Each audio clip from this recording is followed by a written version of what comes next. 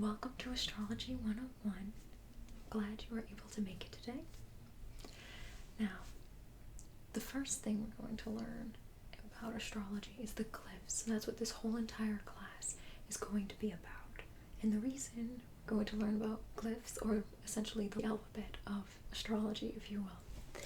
And here's why.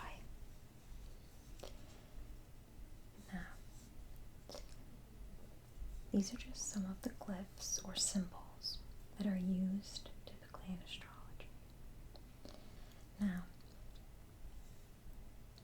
you may or may not be familiar with any of these. Possibly you'll be familiar with your sun sign, what your sun sign's glyph looks like, or maybe even your moon sign. But even if you don't recognize any of the glyphs, that's what we're going to work on today. Part of the reason we start with the glyphs only for the first class is because if you've ever wanted to study something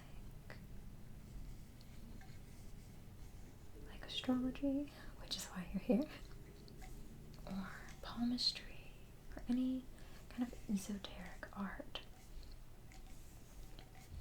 that draws on these energy symbols of the planets, the signs, it's much easier to do the harder part of, for instance, palmistry or astrology when you know the glyphs by heart. Now, as you can see, the glyphs, most of the glyphs, at least on the palm, however, these on the fingers are not. And it can get very frustrating if you don't know the symbols and have to keep referencing them. So we wanted to start off like you would like when you're first learning a language. You learn the alphabet, you learn the sounds, you learn what they look like, so eventually you can put them together and figure out how to pronounce a foreign word. A word you're not familiar with. It's the same thing here, where before you can really interpret all the energies for palmistry, or for astrology, or any energetic work, and it's very helpful to learn the symbols first. This is a sample birth chart. You may have heard of a natal chart. A natal chart is the same thing as a birth chart. Typically, when people think of birth charts, they think of a person's birth. This is an example of a person's birth, but it could also be the birth of a business. It could be the birth of a building. It could be the start of anything, really, you can capture in a birth chart.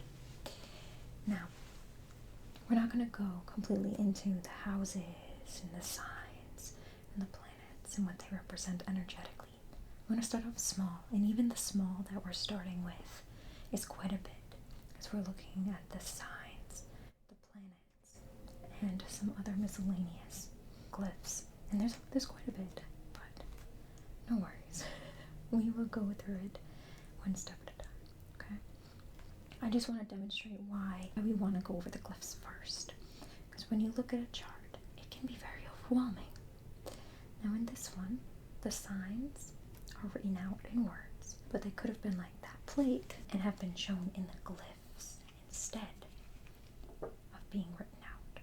Okay, so it's good to know the glyphs anyway, just in case you come across them.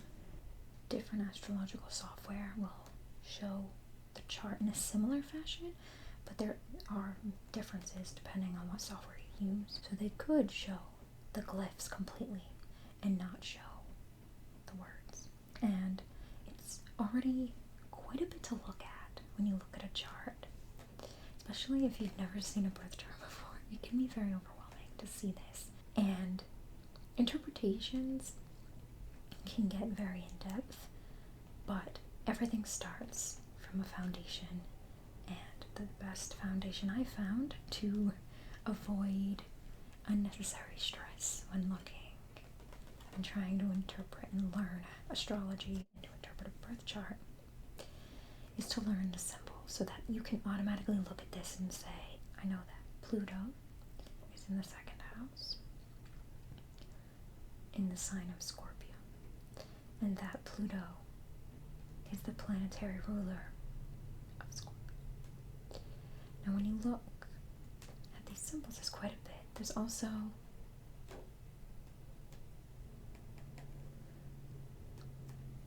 some acronyms that are good to know as well. We're going to go over those acronyms eventually, deeper in the class, and we're going to go over these glyphs because we really want to be able to look at it and say, I know that's Mercury, I know that's Neptune, I know that's Mars, I know that's the moon. Most people probably can guess that one.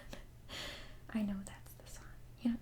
You know, it's so much easier to get that foundation of I know what these are. At the very least, I can name them.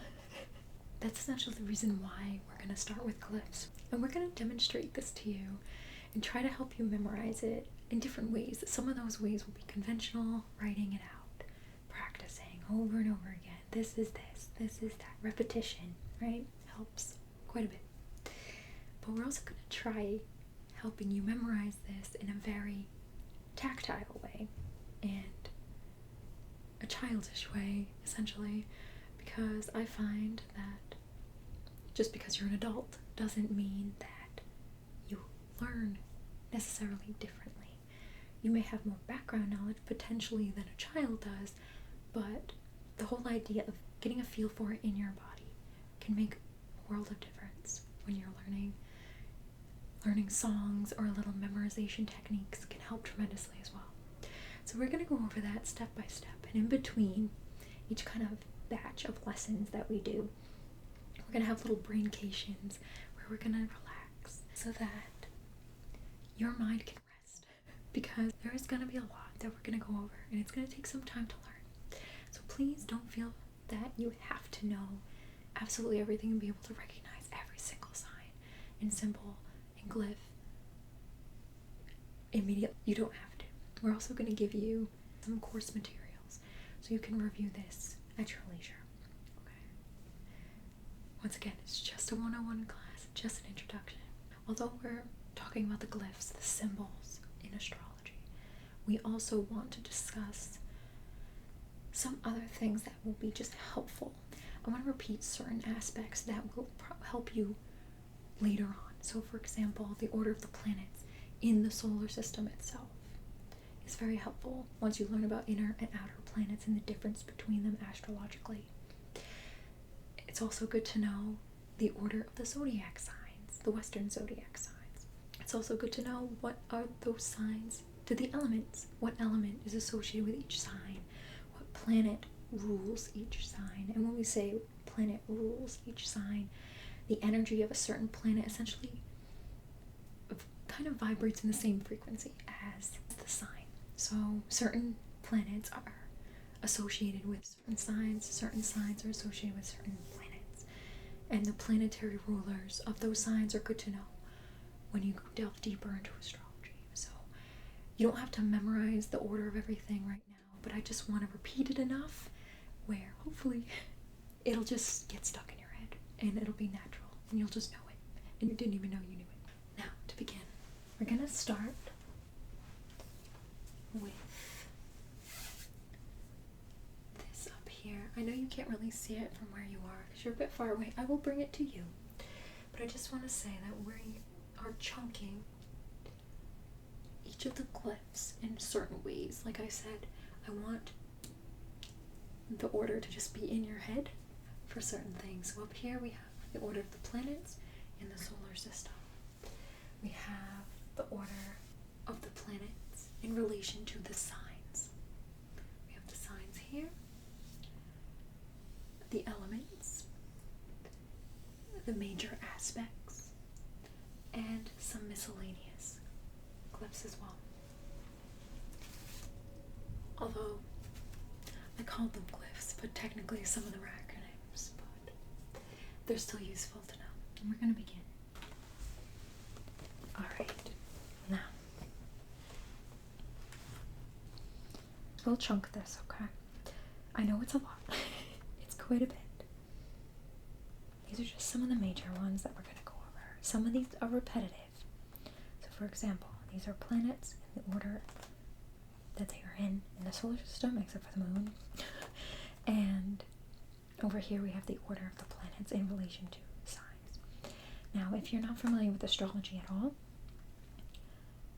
I'm sure you know what planets are, right? But the signs are, we're going to go by the Western Zodiac signs. So that's, for instance, Aries, Taurus, Gemini, Virgo, Capricorn, Scorpio, Pisces, etc. I'm sure you've heard of those too. And then we have the elements, so that's fire, earth, water, and air. Aspects or angles. Each of these lines and colors represent different angles, whether angles of ease or discord. Now, the negative and positive attributes of aspects, it depends on the energy of the planets involved, but essentially an aspect is just an angle between the planets. And there are certain angles, such as the ones shown here, that are major ones that are used very often in interpreting charts and that are shown on the charts themselves. And then at the bottom we have miscellaneous. So we have nodes, which are nodes of the moon. They each represent different things. A north node is more what you're striving for in life, and the south node is more what comes easy to you and you kind of fall back on naturally. We're not going to go completely into what everything means, but you're going to see these symbols sometimes in charts, and it's good to know what they are. I kind of cheated down here because these are technically 4 major angles, and they're acronyms, not necessarily glyphs, but you will see them very often in charts. These aren't considered aspects. They're not angles of the planets. They're specific locations. So, for example, certain houses, which are the pieces of the pie that we saw here, they land on certain parts. So you have the DSC, so you have DSC over here, ASC over here, etc. So they're just key cusp points, essentially, right on the beginning of a house.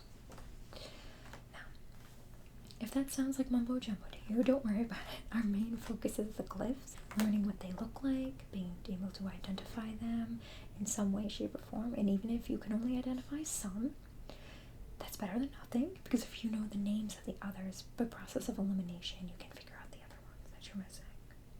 Okay? I have some funky ways to learn some of these things. But first, let's start and break this down bit by bit so that it doesn't look as overwhelming, okay? So we're going to start with the top here, the order of the planets in the solar system, okay? The moon is an exception. I did not put the moon where it belongs, which is around Earth. The reason I did that was because 2 reasons. One, I'm going to teach you a silly way to remember the order of the planets, because I noticed our minds love silly, and our minds also tend to love songs, so it's actually super helpful to learn the order of the planets, and I use it myself. The second reason I put the moon here out of order is because I wanted it next to the sun. Now the reason I did that is because although the sun and the moon in astronomy are not planets, in astrology planets are used very liberally. That term, essentially, it's an astrological body. It's some type of celestial body, something in space that has certain energy frequencies that we interpret. And the sun and the moon are technically called luminaries. So they're not technically planets, they're called the luminaries. The moon and the sun are luminaries. However, you will hear very often that astrologers call all of these planets, even if they aren't. For example, Pluto has been kicked out and has been demoted to the status of a dwarf planet because it's small and doesn't fit all the characteristics of a planet. in astrology, we still consider Pluto a planet. Okay? I'm going to start with what each of these look like. And we're going to pick, and we're going to trace them, okay? You all have this paper in front of you, right? Okay, good. I want you to trace with me, alright? This is the moon. The moon looks like a crescent moon. Now, you can make this moon either this way or this way. It doesn't matter if it's waning or waxing. It doesn't matter which way the crescent is facing. Okay, so it can face to the right or the left. It doesn't matter. In this, we just showed this example, but it could be either way. Okay, but I think you'll recognize it as the moon. So the crescent moon is the moon. Now, to make the symbol of the sun, you make a circle and then a dot. So it kind of looks like an eye. So a circle and a dot. So we have a crescent for the moon, a circle, and a dot for the sun. Okay. And then next, we have Mercury. Mercury looks like the symbol for a woman, for a female, which is a circle, a little cross underneath, except he has horns. Okay. So, it's essentially the symbol that you would see maybe on a bathroom door of a female, and then it has horns. That's Mercury. Mercury is the female with horns. Venus looks like Mercury, except no horns. Take out the horns and you get Venus. Okay. Venus is the symbol of the female that you can see on bathroom doors, for example. Circle, cross underneath. It looks like a little person, essentially. You're making a little person. This one just has horns, and this one does not. Okay? So we went from crescent, moon, to sun, circle, the dot, little eye, to a little person with horns for Mercury, to a little person without horns for Venus. Moon, sun, Mercury, Venus. Now here's our planet, Earth. So Earth is a circle with the cross in between. So it's almost like the body of the person went inside the head. So it's just a circle with 4 pie pieces. 1, 2, 3, 4 pie pieces. Circle with a cross. That's the Earth. Now, this is Mars. Mars is the symbol for a male that you would see on a bathroom door potentially. Circle and an arrow and at a diagonal angle. So a circle and a diagonal arrow is Mars. So we have Venus, which is the female symbol, and then we have Mars, which is the male symbol. So we have crescent moon, eye sun, person with horns, Mercury, person, Venus, Earth, circle, pie, male symbol, Mars, moon, sun, Mercury, Venus, Earth, Mars, moon, sun, Mercury, Venus, Earth, Mars. Okay. The sun and the moon. Sun and the moon are called luminaries. Okay. It's not super important, but it's good to know. This is Jupiter. Essentially, it's a 4 with a curl at the top. Okay. Jupiter. Jupiter is the curly 4. Okay. So moon, sun, Mercury, Venus, Earth, Mars, Jupiter. And then we move on to Saturn. Saturn is essentially a lowercase h with a line at the top. H, line at the top. Saturn, H, top, H. So we have the moon, the sun, Mercury, Venus, Earth, Mars, Jupiter, Saturn. Now, this is Uranus. Some people say Uranus because they don't want to say Uranus. But guess what? We're going to call it Uranus, okay? So, you can call it whatever you want, but I'm going to call it Uranus.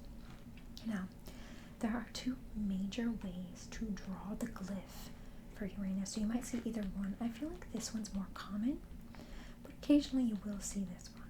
Okay, so we're going to go for both.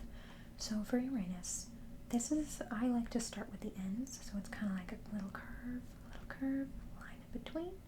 So it's almost like a curvy H. See that? Curvy H. With a line down and then a little circle. So curvy H, go down, in between, and then a little circle. Uranus, okay? Or you can do Uranus where it kind of looks like a merge of the sun with the arrow from Mars. So you kind of make the sun a straight up arrow. Okay. So Uranus can either be curvy H with a line in the middle, the circle, or a sun with a straight up arrow. Okay, Uranus. So we have the moon, the sun, Mercury, Venus, Earth, Mars. I kind of missed that, sorry. Fancy 4 for Jupiter. Fancy H for Saturn. Capital fancy H with a line and a circle for Uranus, or the sun with a straight up arrow for Uranus. Two more, almost there.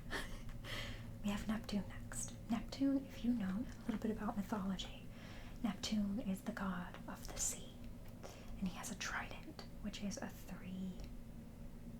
3-pointed fork, essentially.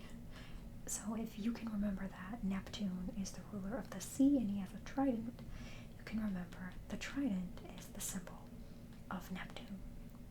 So we have the 3 little arrow tops here, a line down and then a line across. So you're making a trident, and that's Neptune. Neptune is the trident. It doesn't matter which order you like to do it in. If you'd rather do the line down first and then do these, it doesn't matter. Whatever works for you.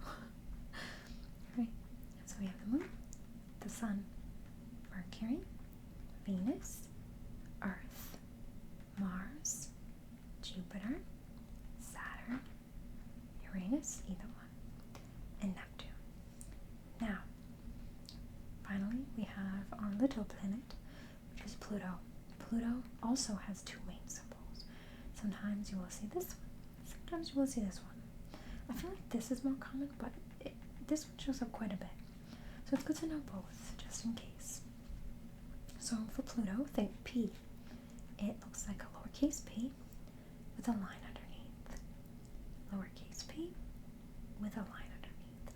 And also, if you know mythology, and you know that Pluto is the Roman name for the Greek god Hades, Hades is the god of the underworld. So if you can remember, Pluto, line underneath for the underworld. P, underworld. P, underworld is Pluto. P, underworld. Another way to remember, with this one, same concept, where you go under. So if you notice, this symbol looks very much like either Venus or Mercury. I like to think of it more as Mercury because it looks like the horns on Mercury fell down and are now at the neck area of the little person. See, here's the head, the body, the horns, and the horns fell down and are now underneath. See that? So if you think Mercury, bad Mercury, I guess, our god of the underworld, the horns fell down underneath the head. So that essentially is Pluto, Hades, god of the underworld. So we have our ocean god, Neptune, with his trident, and then we have the underworld for Pluto, or Hades. Okay. So we'll start again. We have the moon, crescent. The sun looks like an eye. Mercury looks like a little person with horns. Venus is a little person with a female symbol. Earth is essentially a circle with a little pie cut in fours. Mars is essentially the male symbol. Jupiter is essentially a fancy 4. Saturn looks like a fancy lowercase h, line at the top. Uranus could either look like a fancy capital H with a line in the middle and then a circle, or it can look like the sun with a line at the top. Straight up arrow. Sun and arrow. Neptune, our god of the ocean, has a trident, so we make the trident 3 arrows, line down, and then a little line across. So it's almost like we make the person symbol very often. It kind of shows up everywhere. And finally, Pluto, our P underworld. Our Mercury, his horns fell down underneath underworld. Okay. That's what our order is essentially. Moon, even though that's not the real order of the planets in the solar system, we're going to go with it because I have a method for remembering the order. Okay? And we're going to use the glyphs to help us. Okay. But first, we'll go over this one more time. So we have the moon, the sun, Mercury, Venus, Earth, Mars, Jupiter, Saturn, Uranus, Neptune, and Pluto. Now, I remember the order of the planets is from a show you may remember if you're old enough, and it's called Blue's Clues. Now, this particular song that I use to remember the order of the planets in the solar system, it does not include the moon. That's one of the reasons why I put the moon in the beginning. So we can always just say moon and then start the song if you want to remember the moon. But the moon, for the most part, since it's a crescent moon, I feel like that's a pretty universal symbol. So the likelihood that you'll forget the moon is pretty slim. But for everything else, this really helped me. I always use it to remember the planets. So it might help you. So we have our picture of the planets here from the sun. And of course we have our beautiful moon next to the earth where it belongs. But it's not part of the song because technically the moon is not a planet in astronomy. But we call it a planet in astrology. Okay. So here's our beautiful solar system. Blue's Clues is a children's show. And when Steve was the host, this man right here in the green striped shirt, he no longer is the host of Blue's Clues. However, when I was growing up, he was the host. This song, I believe, has been modified to essentially kick out Pluto as a planet so that it's accurate. But because we're using this for astrological purposes, we're going to keep Pluto in. We're going to use the old song that I learned from dear old Steve and his trusty dog, Blue. This is Blue. Steve. That's irrelevant to astrology. I just wanted to introduce them. You may know this already. You may even have heard this song at some point.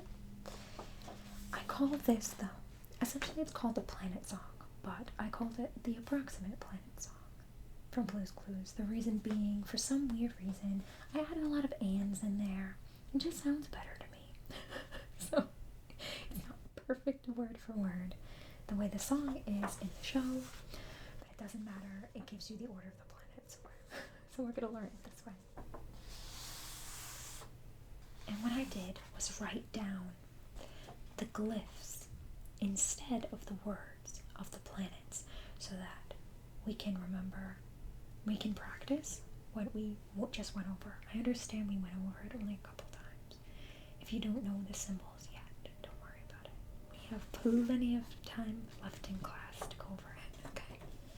And I will give you materials afterwards so that you can practice, okay? And you can always refer to it as needed, okay? There's no shame in referring to things as needed. It's just so much easier once you get it memorized so you don't have to look back. That's all, okay? Now, I'm going to sing the song roughly at the same tempo that the song originally was, and then we're going to slow it down so that you can hear it, and we can try to memorize it a little bit, okay? Alright, so we're going to say moon first. So moon, almost like you're tuning, getting ready, getting your voice ready for the song. Well, the sun's a hot star, and Mercury's hot too. Venus is the brightest planet, and Earth's home to me and you. Mars is the red one, and Jupiter's most wide. Saturn's got those icy rings, and Uranus spins on its side. Neptune's really windy, and Pluto's really small. Well, we wanted to name the planets, and now we've named them all. It's really cute. It's helped me tremendously. This is how I genuinely remember the planets. Now, we're going to take it a little slower, okay? Feel free to repeat after me, okay? So we'll start with our tuning, okay? Moon. Well, the sun's a hot star. It's the sun. And Mercury's hot too. Person with the horns. Venus is the brightest planet. Person. And Earth's home to me and you. Circle with a plus.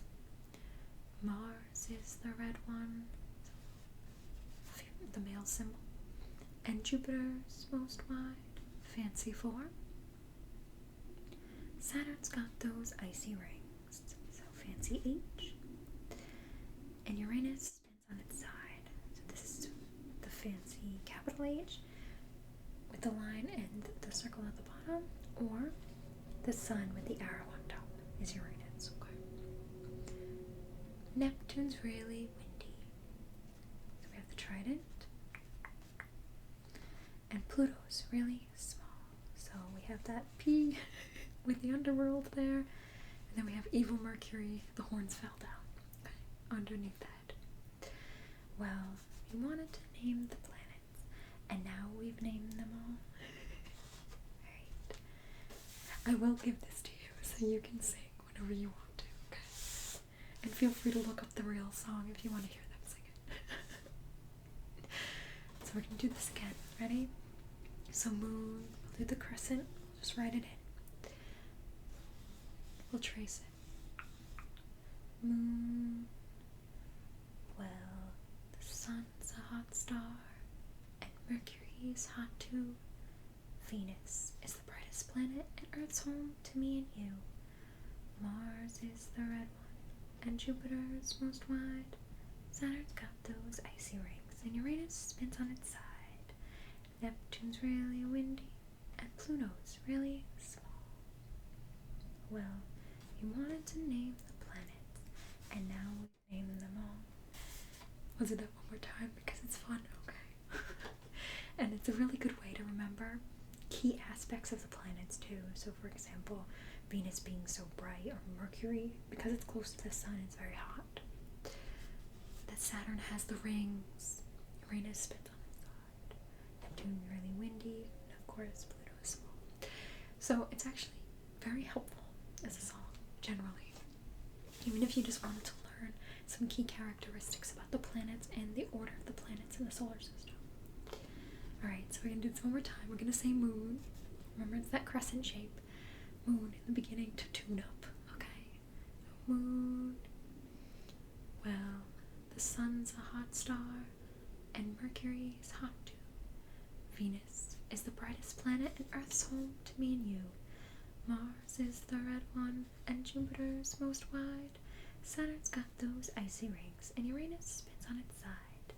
Neptune's really windy, and Pluto's really small.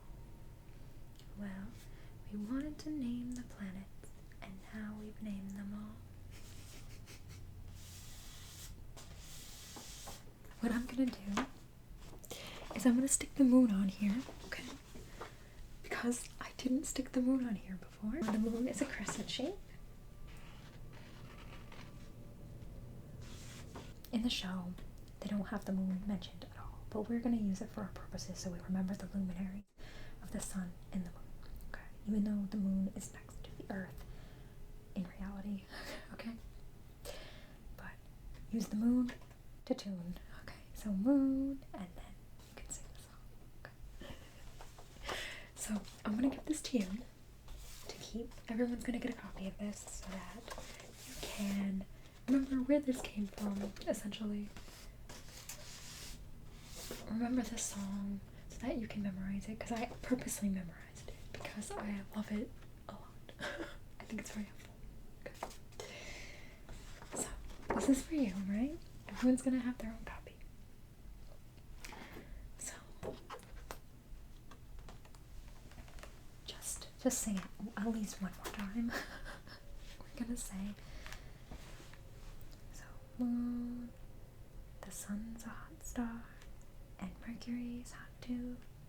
Venus is the brightest planet, and Earth's home to me and you. Mars is the red one, and Jupiter's most wide. Saturn's got those icy rings, and Uranus spins on its side. Neptune's really windy, Pluto's really small. Well, we wanted to name the planets, and now we've named them all. That's essentially the planet song, with some liberties in there, but for the most part, that's the song. I hope that's helpful for you, as it has been helpful to me. Now, moving on to this next section. This section is the same thing as this section. The only difference is we don't have the Earth here. In astrology, very often we take it from the view of us being on Earth looking at the sky and kind of pictorially representing what the sky looked like at a particular moment in time. And because we're the observer on Earth, we don't see Earth in the sky because we're on Earth. So very often you won't see Earth represented in a chart.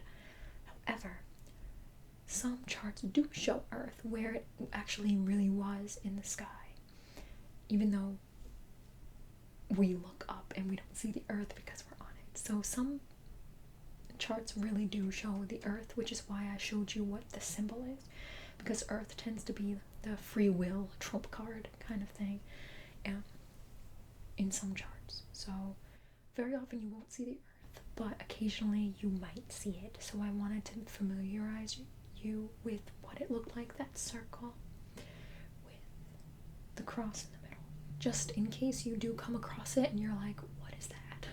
That's us, that's Earth. This second chart shows the planet rulerships. Some signs have two planetary rulers because they have an old ruler and then a new ruler, or an old ruler and a modern ruler.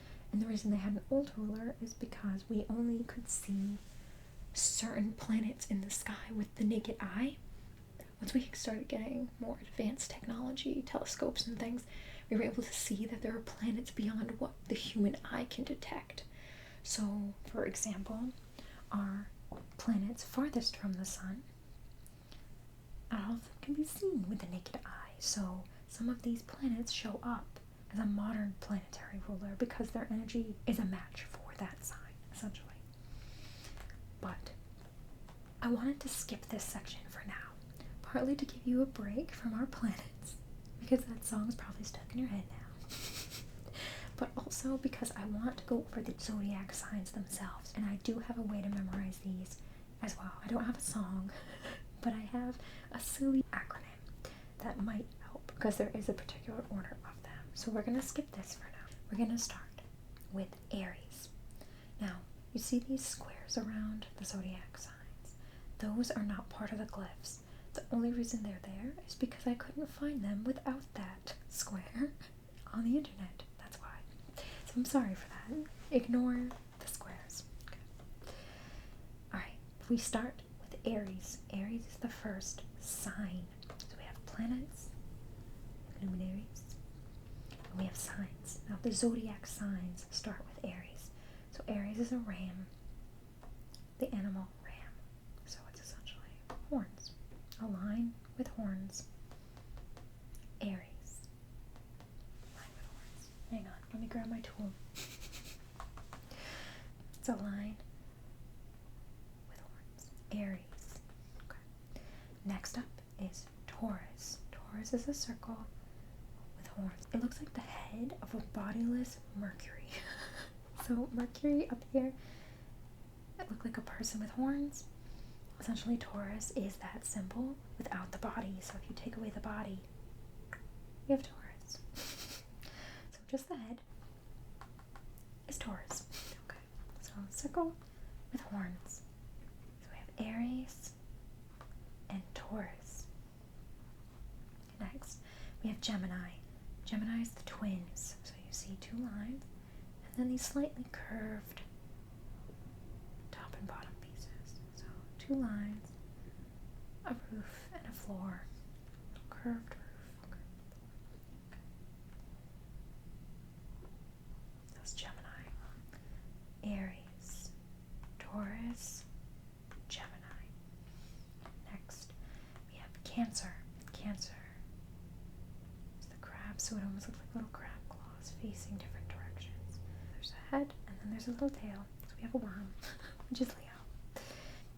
Alright, so we have Aries, which is essentially the ram. Taurus, which is just the head of Mercury. We have two lines, a curvy roof and a curvy floor for Gemini. We have those opposing circle lines for Cancer.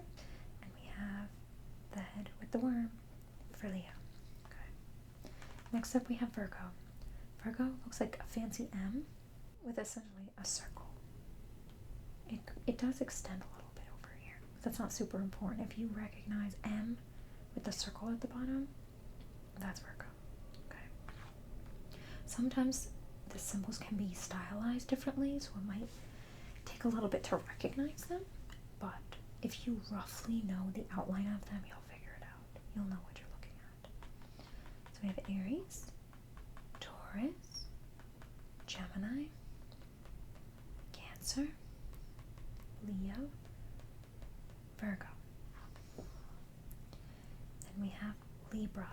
Essentially a line, half a circle, line, and then there's a line underneath. So Libra, essentially the scales. So it's almost like you're representing scales. This is Aries, Taurus, Gemini, Cancer, Leo, Virgo, Libra. Next up we have Scorpio. Scorpio looks similar to Virgo because it looks like a fancy M. The difference is Virgo has that circle and Scorpio has an arrow. It has an arrow similar to Mars, and Mars is actually one of the rulers of Scorpio. So M with an arrow is Scorpio. Scorpio, like a scorpion, has a stinger. Okay, maybe that'll help. M with a stinger. So Aries, Taurus, Gemini, Cancer, Leo, Virgo, Libra, and Scorpio. Then we move on to Sagittarius, one of the easiest ones. It's literally just a diagonal arrow in the middle line. That's it. That's Sagittarius. Okay. Sagittarius is the archer, so you're making essentially a little arrow. Aries, Taurus, Gemini, Cancer, Leo, Virgo, Libra, Scorpio, Sagittarius. This is Capricorn. Capricorn, kind of like with Virgo being an M and Scorpio being an M, Capricorn's an N. So it's N with kind of that similar, almost similar to this.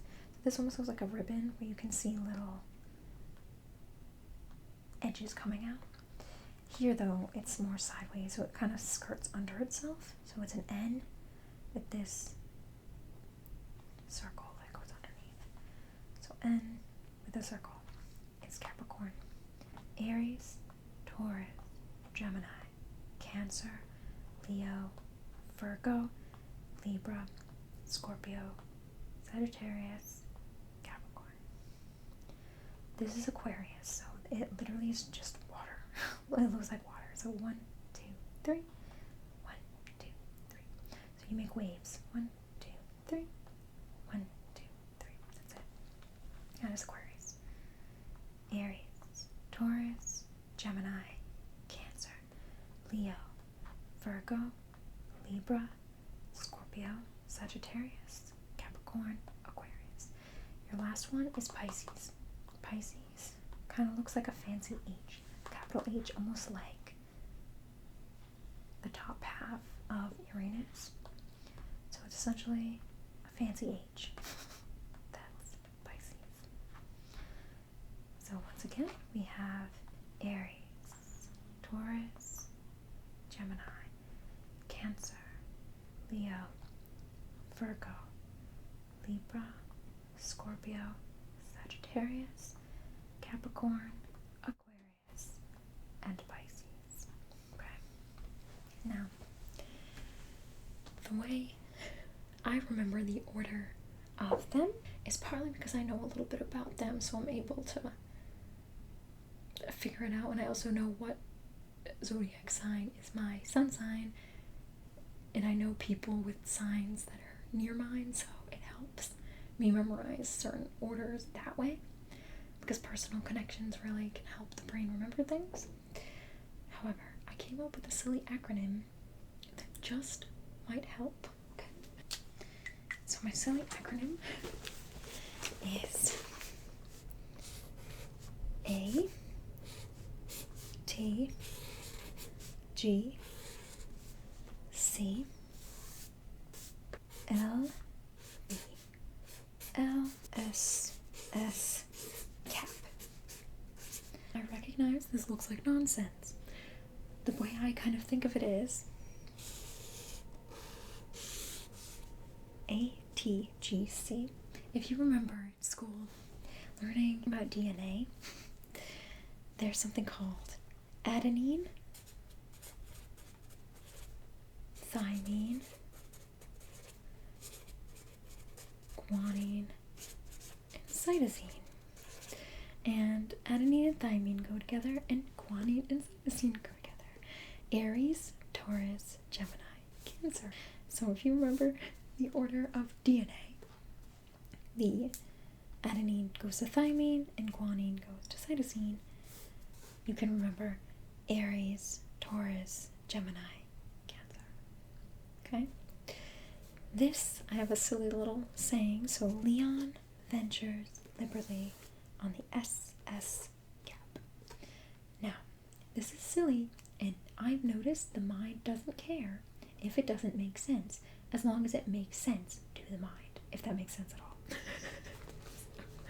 Essentially, sometimes I find silly stuff get stuck in your head better than things that are so-called logical or in order. And in this case, so I think of it as, we want Leo, Virgo, and Libra. And the reason I say Leon is because Leo is in the name. Ventures, it starts with V, but there's two L's. How are you supposed to know which L is which? And how you do it is it's Leo, Leon, ventures liberally. Liberally is like Libra. Leon ventures liberally on the SS cap. And SS cap just sounds like it would be a boat name, okay? You can learn this in any way you want to learn the order of the signs. I just find, as silly as this is, it makes sense to me. It's almost like in Leon's DNA is him wanting to venture forth liberally on this boat, the SS cap. So it kind of makes sense if you force it to. Okay? So, adenine goes to thymine, guanine goes to cytosine. So Aries, Taurus, Gemini, Cancer. Leon ventures liberally on the SS cap. ATGC, Leon ventures liberally on the SS cap. Okay? Aries, Taurus, Gemini, Cancer, Leo, Virgo, Libra, Scorpio, Sagittarius, Capricorn, Aquarius, and Pisces. Now I realize there are two S's here. You can always switch this however you need to understand that Scorpio is first, then Sagittarius. And there are two A's, so you have to know Aries is first, and then Aquarius is after. Like I said, I know what I am. I'm a Scorpio, so I know Scorpios first. But not everybody knows that, and I always know Aries is first. It just sticks in my head like that for for some reason, so I know Aquarius would be next. But if you're completely new to this and you have no idea what I'm talking about, that's okay. You can learn it in any way you choose, or you can just straight up memorize it. It really ultimately doesn't matter how well you get to it. This is just an example. Just like that song was an example of how you can remember the order of the planets in the solar system, this is an example of how you can remember using acronyms and Miscellaneous to remember the order of the signs. So adenine to thymine, guanine to cytosine, Leon ventures liberally on the SS gap. A, T, G, C, L, V, L, S, S, C, A, P. Aries, Taurus, Gemini, Cancer, Leo, Virgo, Libra, Scorpio, Sagittarius, Capricorn, Aquarius, and Pisces.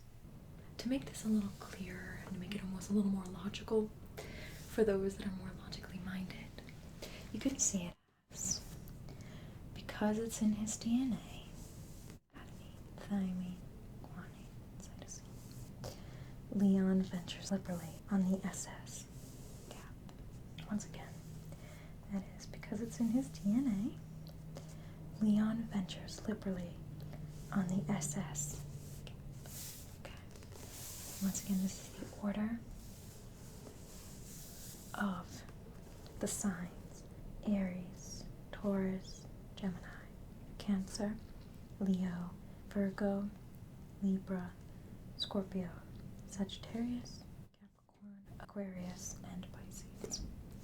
Just a way to remember it. You don't have to use this if it doesn't help, but if you couldn't think of anything on your own, that's just an example, okay?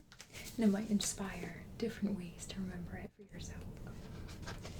Once again, we have Aries, Taurus, Gemini, Cancer, so we have adenine, thymine, guanine, cytosine. Aries, Taurus, Gemini, Cancer. And then Leon ventures liberally the SS gap. So that's Leo, Virgo, Libra, Scorpio, Sagittarius, Capricorn, Aquarius, and Pisces. So once again, Aries, Taurus, Gemini, Cancer, Leo, Virgo, Libra, Scorpio, Sagittarius, Capricorn, Aquarius, and Pisces. The order of the planets in relation to the signs are as follows. These are in the order, same order as these. Personal planet for Aries, the planetary ruler, is Mars. Mars. Let's see if you can remember some of these. You can guess before I say. Okay. So I gave it away. This one's Mars. Mars is the planetary ruler of Aries. The ruler of Taurus is Venus. The ruler of Gemini is Mercury. The ruler of Cancer is the moon. The ruler of Leo is the sun. I kind of like how they're next to each other. The luminaries. And then we have Virgo, which is one of the rulers this is one of those examples of an older ruler and a modern ruler. So we have the moon and we have Mercury. Okay. And Libra also has Venus. So Taurus has Venus and so does Libra. Okay. Scorpio is Pluto and Mars. So this is another example, just like with Virgo. It has two rulers. So we have Pluto, which can be written either way, and then Mars. Sagittarius is Jupiter. Capricorn is Saturn. Aquarius is Uranus and Saturn, another one with two rulers. And finally, Pisces also has two rulers, Neptune and Jupiter. Okay? This is a lot harder to memorize. I actually don't have a silly way to learn this, so I'm sorry. You have this chart, so you can always look at it, and it's good practice to cover this up and not think of the planets wrong, because the order of the planets in the solar system do not match the order of the planets, the planetary rulers, to the signs. Okay. And like I said, Earth isn't represented here, so Earth is this symbol, but it's not in here. Earth is not assigned a sign. Okay? So you don't have to memorize this, like I said, but it is good to know eventually. But at the very least, it can help you memorize the glyphs. You can challenge yourself, okay? This is Aries, Mars, Taurus, Venus, Gemini, Mercury, Cancer, Moon, Leo, Sun, Virgo, Mercury and the Moon, Libra, Venus again, Scorpio, Pluto, Mars, Sagittarius, Jupiter, Capricorn, Saturn, Aquarius, Uranus, Saturn, and Pisces, Neptune, and Jupiter. It's good practice, and knowing the planetary rulers will help tremendously. So unfortunately, just memorizing them will help. At the very least, the luminaries are next to each other, if that helps at all. But ultimately, I haven't found a way to remember the order of those. So if you think of something, please feel free to share. Okay.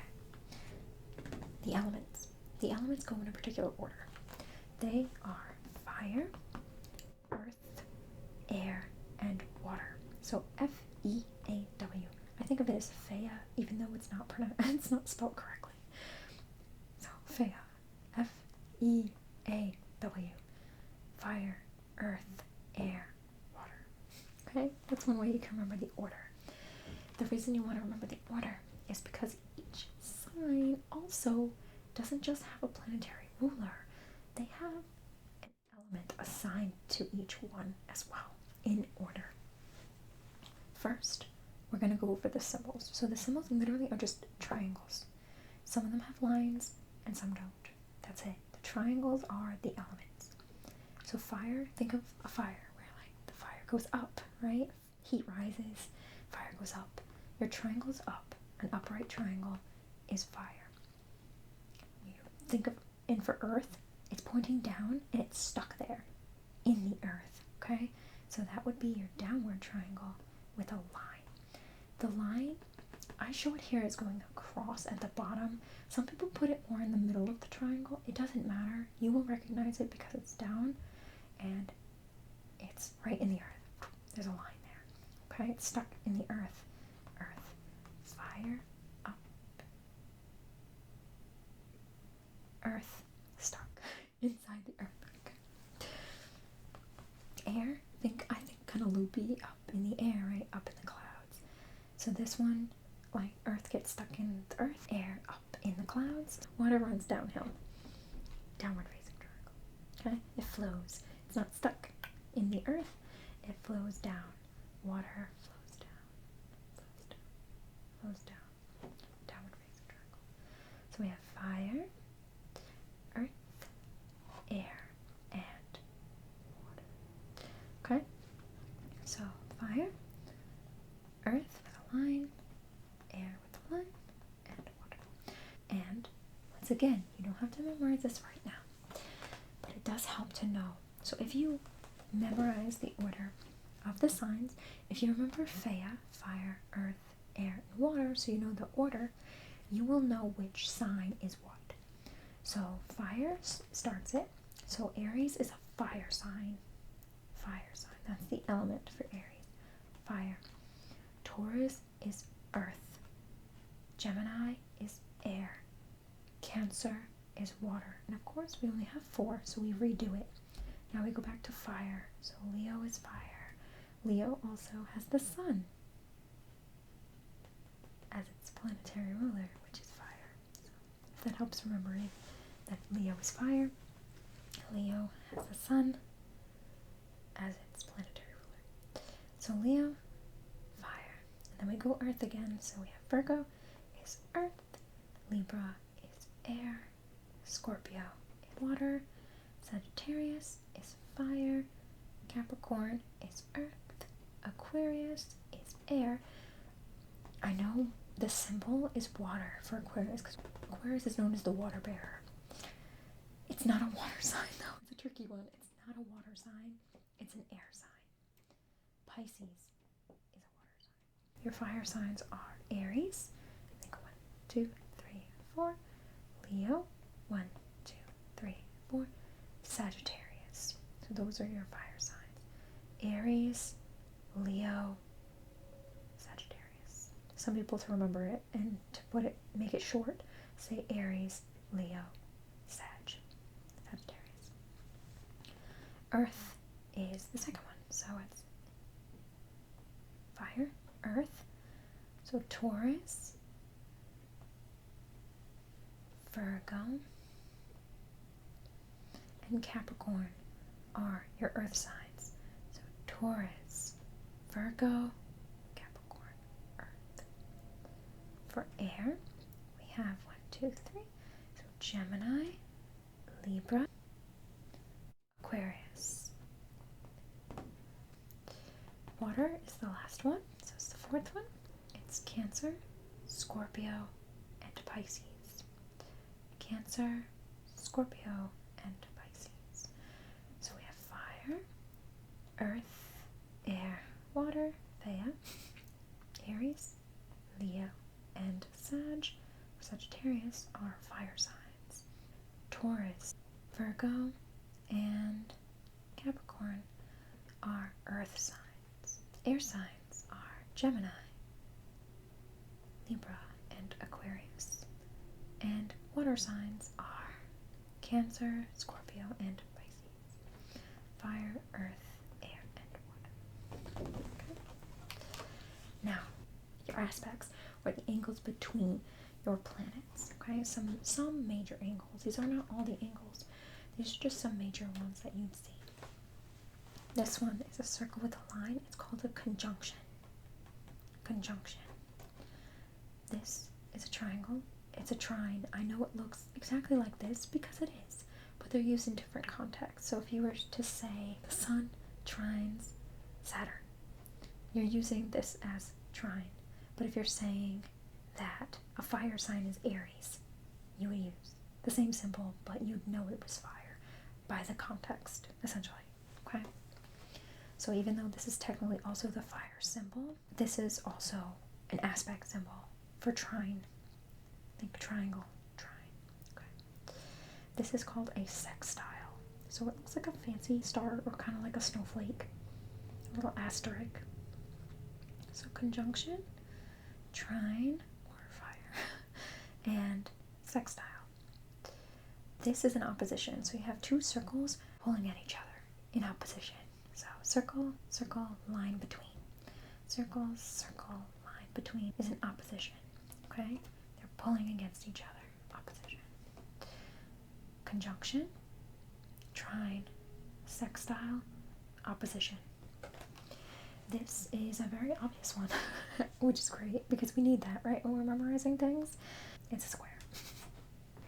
That's the aspect, square. And this has two names. This is a line with two legs, essentially. It's called either an inconjunction or a quincunx. So an inconjunction or a quincunx. So instead of a conjunction, you have an inconjunction or a quincunx. Okay, either word. You can use either one. So once again, we have conjunction, a trine, a sextile, opposition, they're pulling apart, square, inconjunction, or a quincunx. Okay. The very last symbols we have, this is the north node. Okay, the north node. This is the north node upside down. This is the south node. It reminds me of earmuffs. So this is your north node. This is your south node. The way you can remember that is to wear either headphones or earmuffs. You put this part, this rounded piece, on your head, right? So north, it goes up, north node. You do not usually wear them like this. This is south node. We have north node and south node. Okay, so they essentially look like earmuffs. The north node is the right way to wear it, with the headband on top, and the south node is the opposite. So it's headband up, north node, headband down, south node. Okay. My little cheat down here, and these are not glyphs, but they stand for things. So these 4 placements in the chart, this is called your ascendant. You can see it either as ASC, AS, or AC are usually the common ones that stand for ascendant. Ascendant. ASC, AS, or AC. IC is your Imam Coeli. Imam Coeli. IC. Your descendant. DSC, DC. Descendant. Ascendant. Imam Coeli. Descendant. This one, MC, is either your medium Coeli, or it's also known as the midheaven. You'll probably hear it more referred to as the midheaven, to be honest. Ascendant, Imam Coeli, descendant, medium Coeli, or midheaven. Okay? North node, south node, ascendant, Imam Coeli, descendant, medium Coeli. So now we went over this whole chart and you all have this. That's a lot.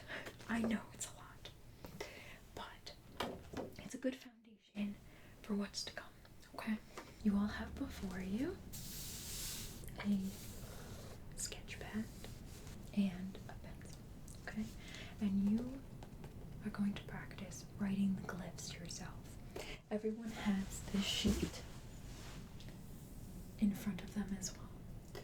So this sheet, you can reference that sheet. Obviously, we only went over it a couple times. It's not going to stick right away, and that's okay. Certain things will stick, others will not. That's just how it works. But no matter, we're going to focus on writing the glyphs the best way we can. It does help because you all also have the planet song and a paper with the way to remember the order of the signs. You can practice knowing the order as well because it will help in the future. But our main focus is going to be on the glyphs. So we're going to do a very traditional way of doing it, which is just repeat, repeat, repeat. Get it in your body. Write it down, write it down, write it down. You can write it down however you wish. So you can write it 3 times each. You can do it all, just literally copy that page. The only thing I would say when you're actually copying it, try to be mindful when you're writing it down. And what I mean by that is don't just write it and not really paying attention to what you're doing. Feel your body moving. Maybe come up with ways to remember it yourself, or say what we said in class. For example, that Venus looks like a person. That's the feminine sign. You could have Mercury looks like a person with the horns. Pluto, it's a person with the horns that fell down underneath the head because Pluto is the god of the underworld. Things like that. Anything that kind of really sticks for you. However you want to think of it. It doesn't have to be even what I said. Those are just launching points, just a way to remember it. But it doesn't have to be the only way to remember it. Okay. Of course, in the beginning, when you're first memorizing something, you usually will follow what the teacher mentions because you don't have anything else possibly to go off of. And that's completely fine. You will get your own way of doing things as you go. And don't worry if your drawings are not gorgeous. My handwriting's atrocious, and I still write the glyphs however they look is how they look. That's it. So don't worry about that. Our main focus is to get the feel in your body of how everything looks. Attempt to do the order of the planets and the order of the signs if you can, the order of the elements, things like that, just because that'll help you later. The more you even just say it, the more repetition, it just kind of sticks in there. And the more your body feels it, the better it is too. We have the pencil and the paper, but we also have construction paper and a marker. The reason that we gave you both is because you can make it colorful. You can choose different colors. Maybe the signs are one color, the planets are another color, the elements are another color, etc. Or if you don't want to color code it, you can just write it all on one sheet. The marker will give a different feel, and the construction paper will give a different feel than the pencil versus the sketch pad. It's just another way to do it, and it'll force you to write everything at least twice. So even if you just copy the whole page and don't either write over what you did or write it a couple times, I don't want it to feel laborious where you're writing it a million times and you feel like you're in gym class and you forgot your gym clothes and now you're forced to write something a million times over and over again as if somehow that'll make things better. It's not a punishment, it's just memorization and feeling it within your body and giving it a try.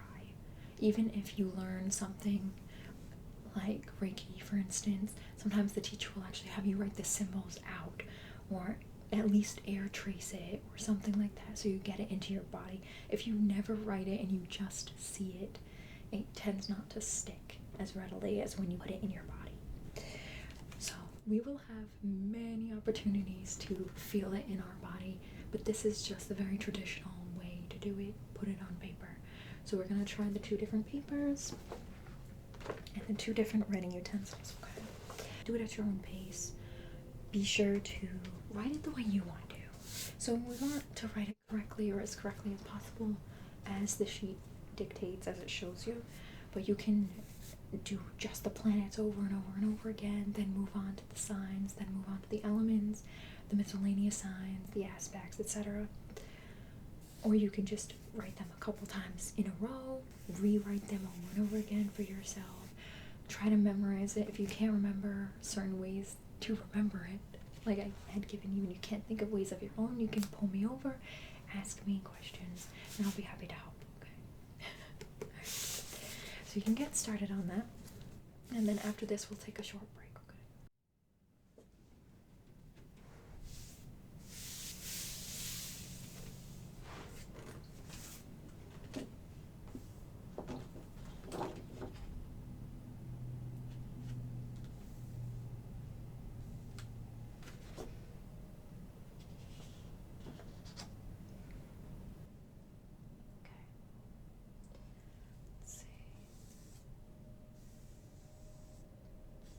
Tune with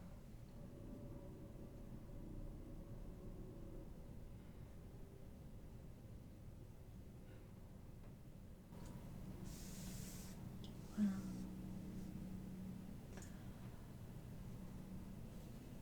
the sun's a hot star. Mercury hot too.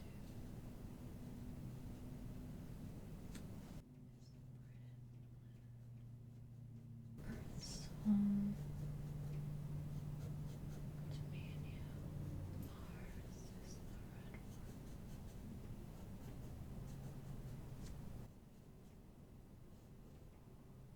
Jupiter's most wide. Saturn's got those crazy rings. Venus spins on its side.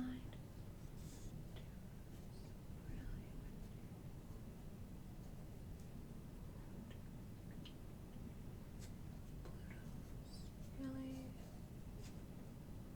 small.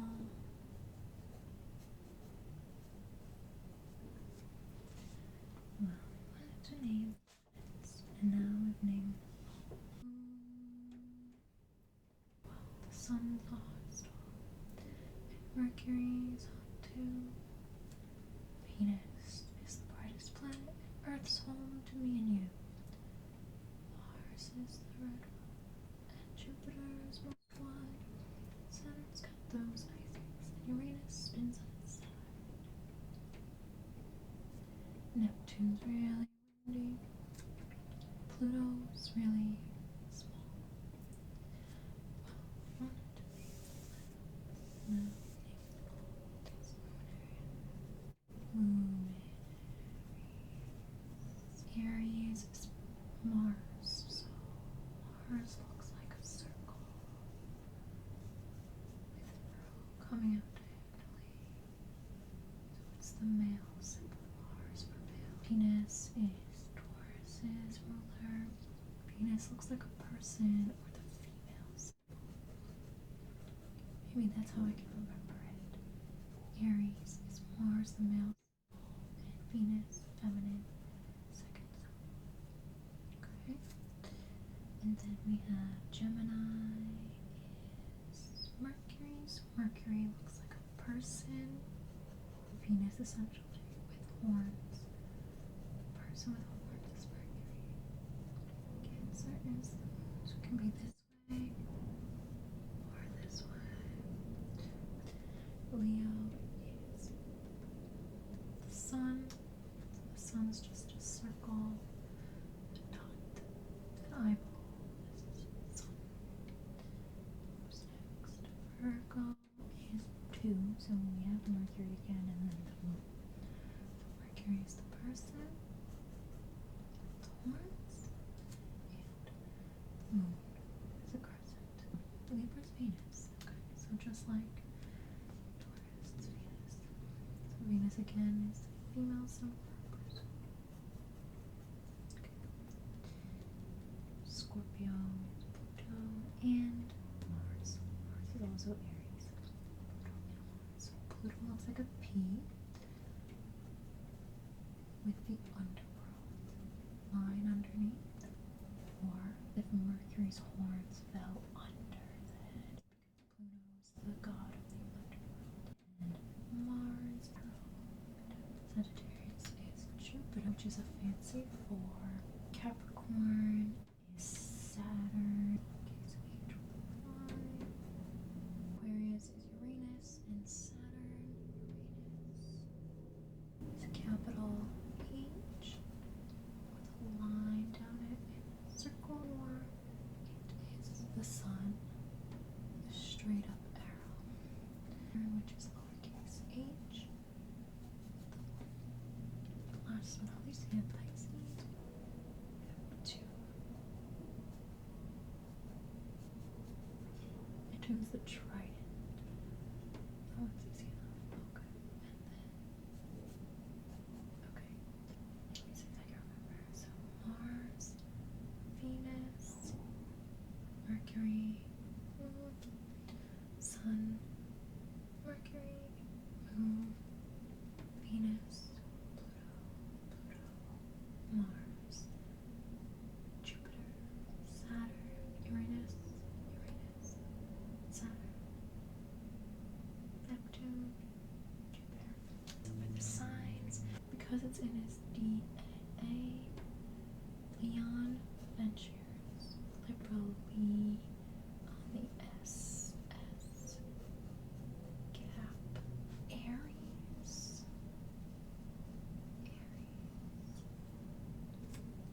Okay. Taurus. Kind of looks like a bug. Taurus. Gemini.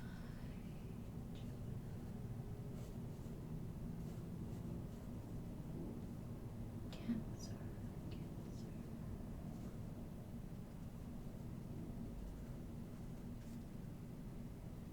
Leo.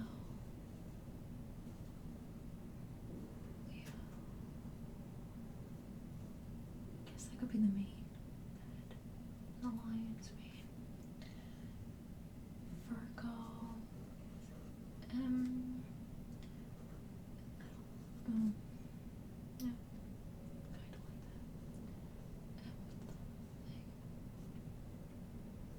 M with the thing. Okay. And Libra.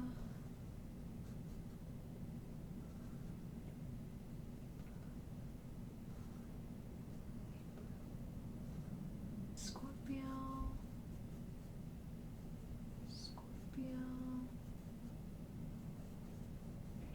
Just an M with a tail, essentially. Sagittarius. Just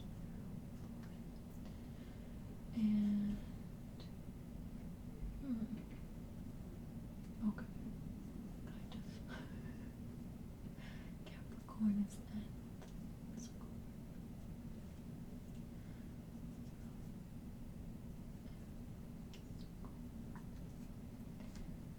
1, 2, 3. 1, 2, 3. Aquarius.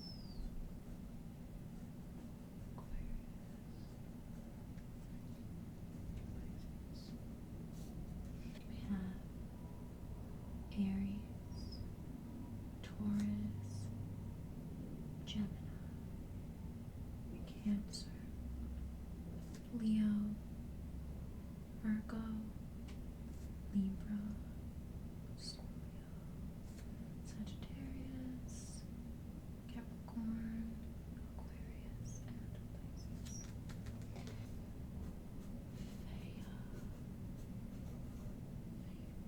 Fame, I guess. Fame, which is fire, goes up, fire, upward triangle, then we have earth sticking into the ground, air sticking into the air, and we have water flowing downwards. So fire, earth, air, water.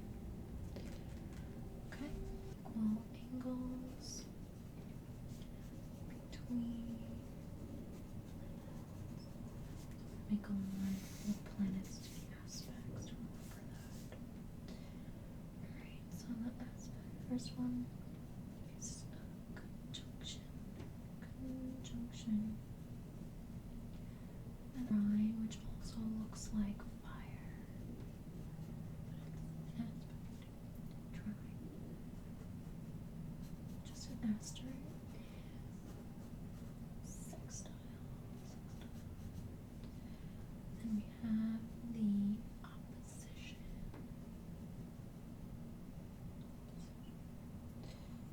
The square. And the in conjunction or the quincunx. In conjunction or quincunx. Okay. And the miscellaneous, we have what looks like earmuffs. Earmuffs correctly up is the north node. And we have the south node, the earmuffs the other way. We have the ascendant.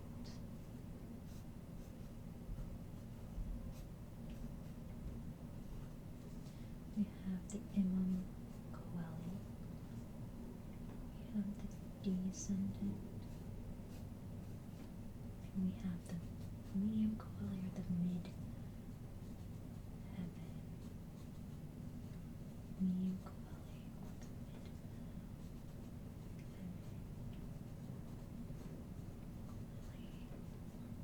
heaven. Try it with the construction paper now. What color? We do dark because we have a black marker.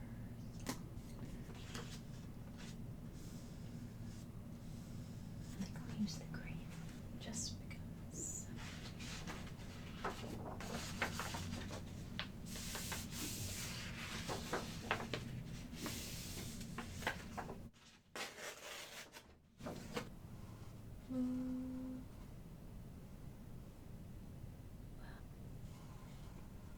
The sun's a hot star. And Mercury's hot too. Venus is the brightest planet. Earth's home to me and you. Mars is the red one. And Jupiter's most white. Saturn's got those icy rings. And Uranus spins on its side.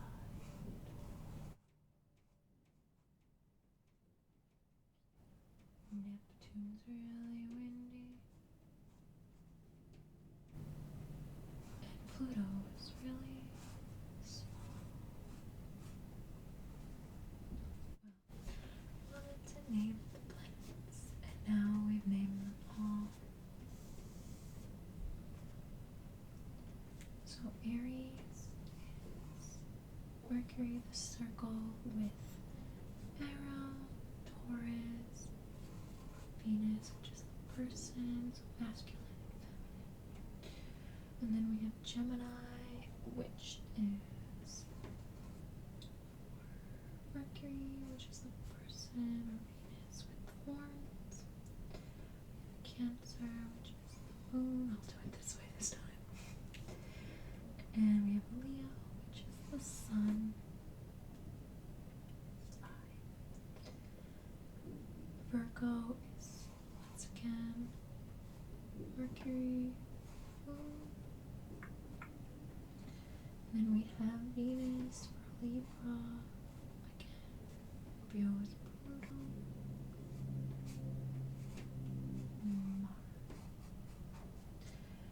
And then for Sagittarius, it's the fancy four, which is Jupiter.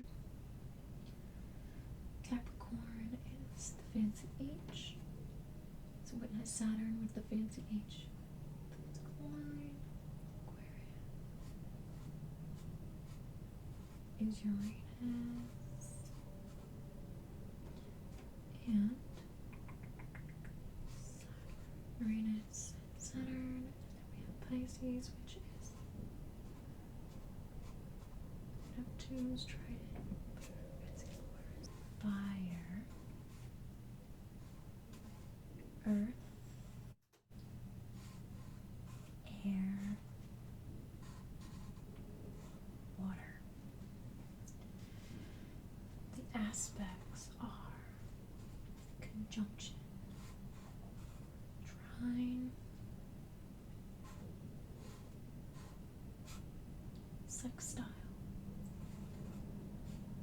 opposition, square, in conjunction, or quincunx. Miscellaneous, we have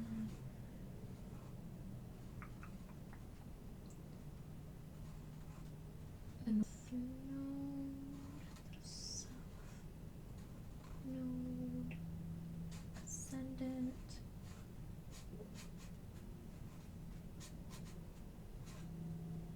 the imam quelli, descendant, or the midheaven medium.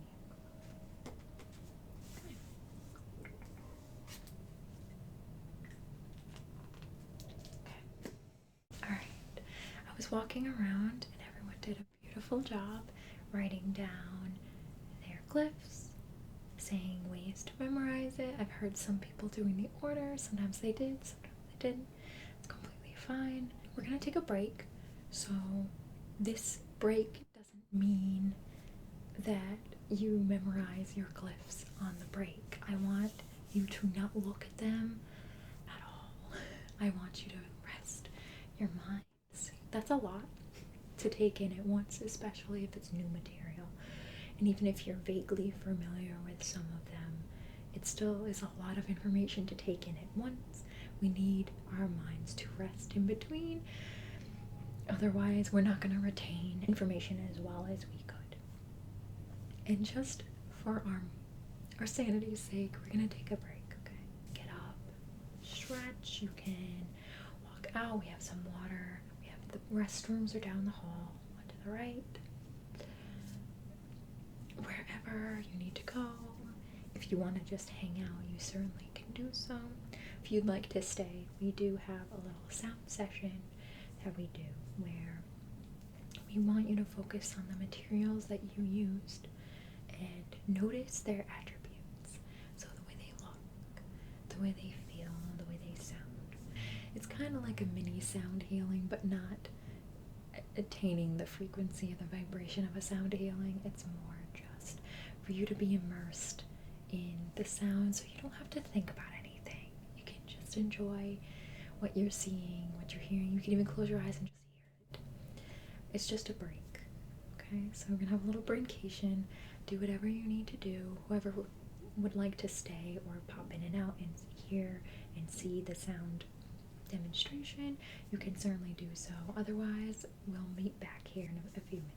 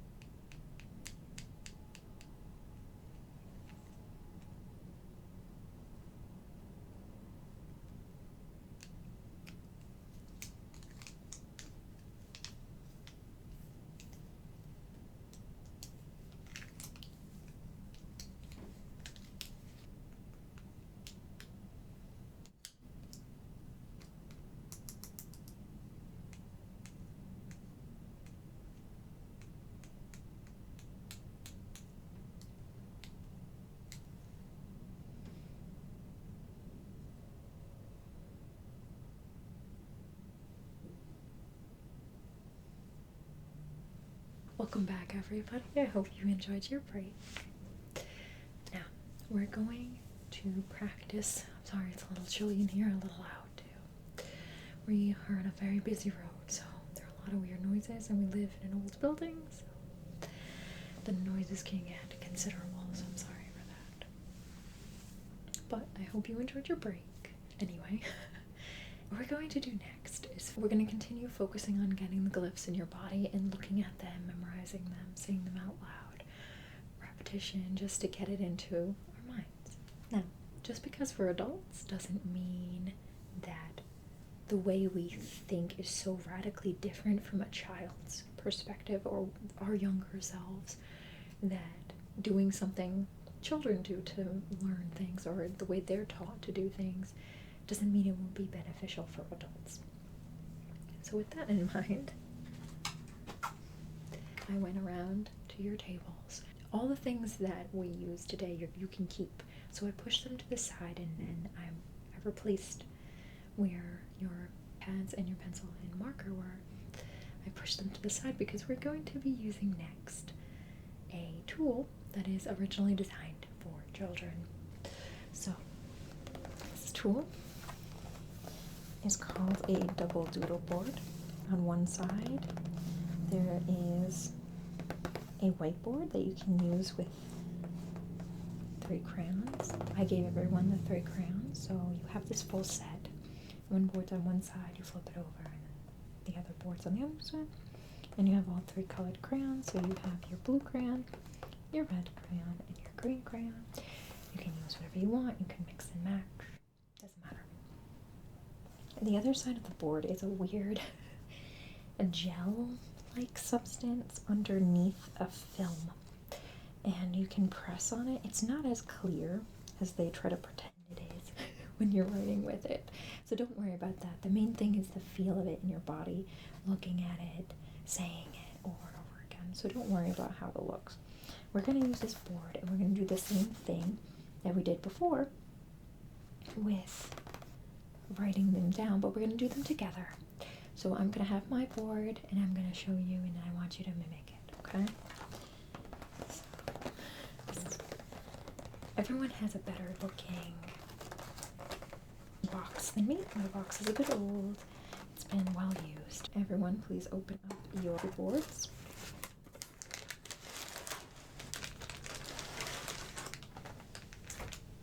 And inside, you'll see a small whiteboard, the gel-like board on the other side with your 3 crayons, okay? Pick whatever color you want. You can use different colors. This board wipes off with a piece of paper. So I did supply you all with a piece of paper. So I'm going to grab myself one too. Okay.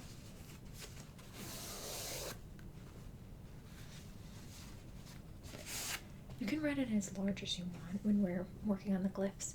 Erase whenever you need to, okay? We're going to take it slow. So you'll have time to erase it if you need to, or you can write them small and put them all together. It's up to you, okay? Pick whatever colors you want. You can mix and match, whatever you want, okay? I'm going to do one at a time so that it's large enough for everyone to see. Please do raise your hand, speak out if you can't see or you have any questions, okay? So we're going to start on the whiteboard side. And we're going to begin with the order of the planets again. So we have the planet song. We're going to tune with the moon, okay? So the moon is a crescent, right? So everyone can write the moon. Draw the glyph the best we can on this children's board. We have the moon.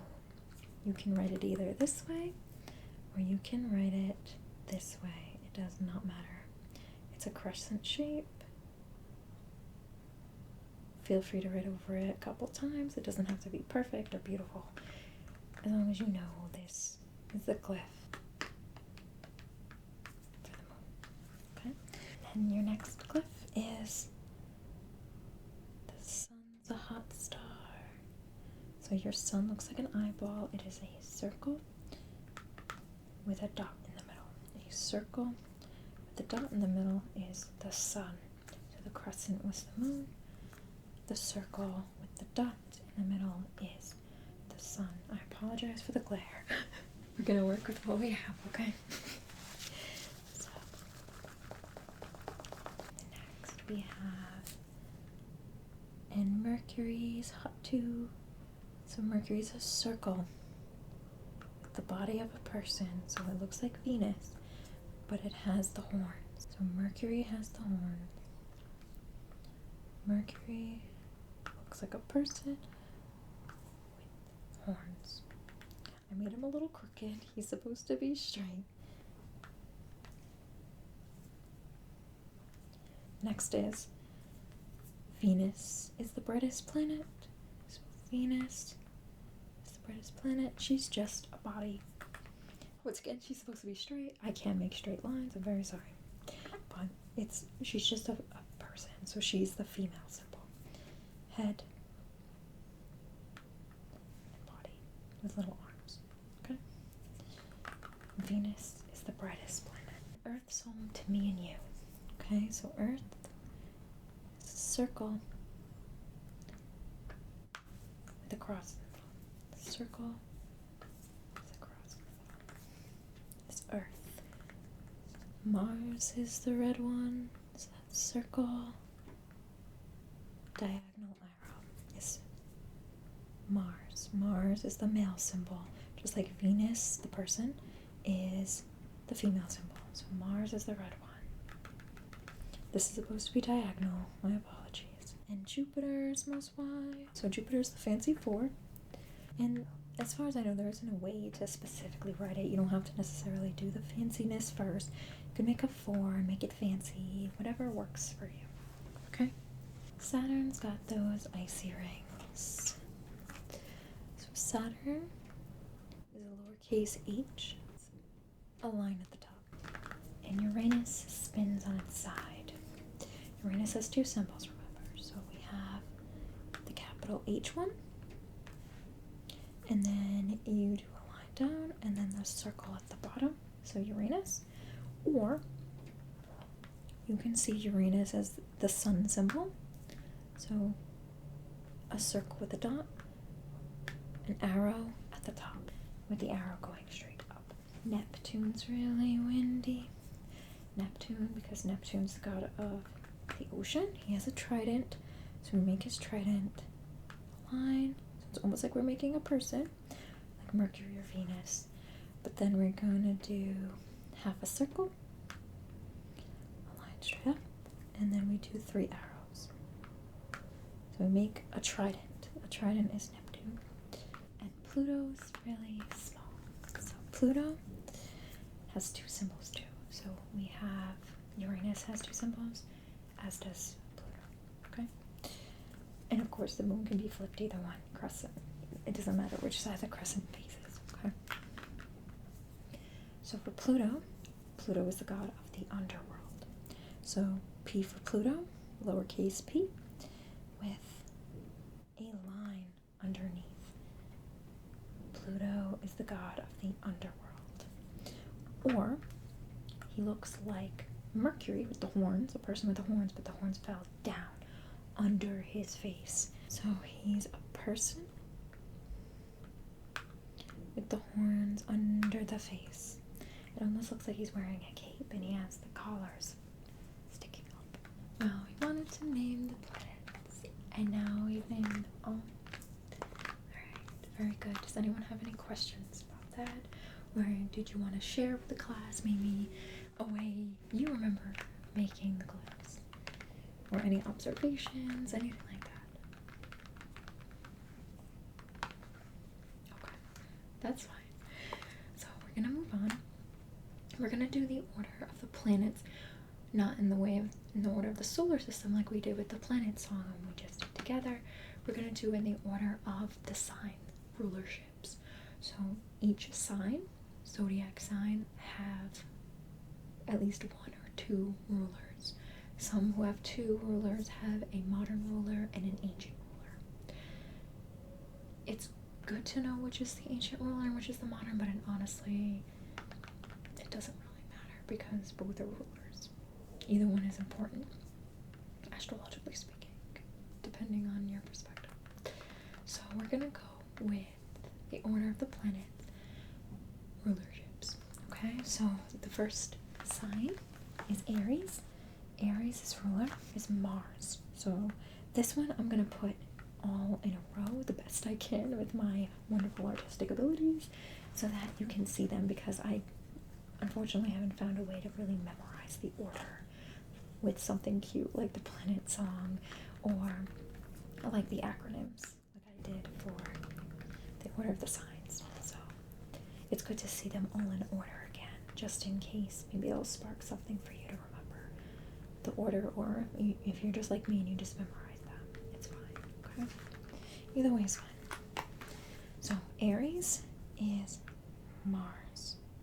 So we're going to do Mars, which is a circle, and the diagonal arrow, or the male symbol. Taurus, we have Venus, okay? So at the very least, if it helps, you can remember that masculine comes first, and then feminine comes next, in the order of the planet rulerships for the signs, okay? So Mars, then Venus. For Gemini, we have Mercury. Mercury is Venus with the horns. So a person with the horns. So we have Mars, Venus, and Mercury. And then we have Cancer, which is the moon. You can do the crescent either way. Don't worry if it's ugly, that's okay. Alright, so we have Mars, Venus, Mercury, moon. And then we have Leo, which is the sun. So if it helps, you can think of it as masculine, feminine, and then it's Mercury, so it's just Venus with the horns, and then you have the moon, the luminaries, the moon and the sun, right? We tune with the moon, and then the sun comes after. When we go to Virgo, we repeat 2 planets, so we repeat Mercury and the moon, okay? So we do Mercury. I'll put a little plus sign for and.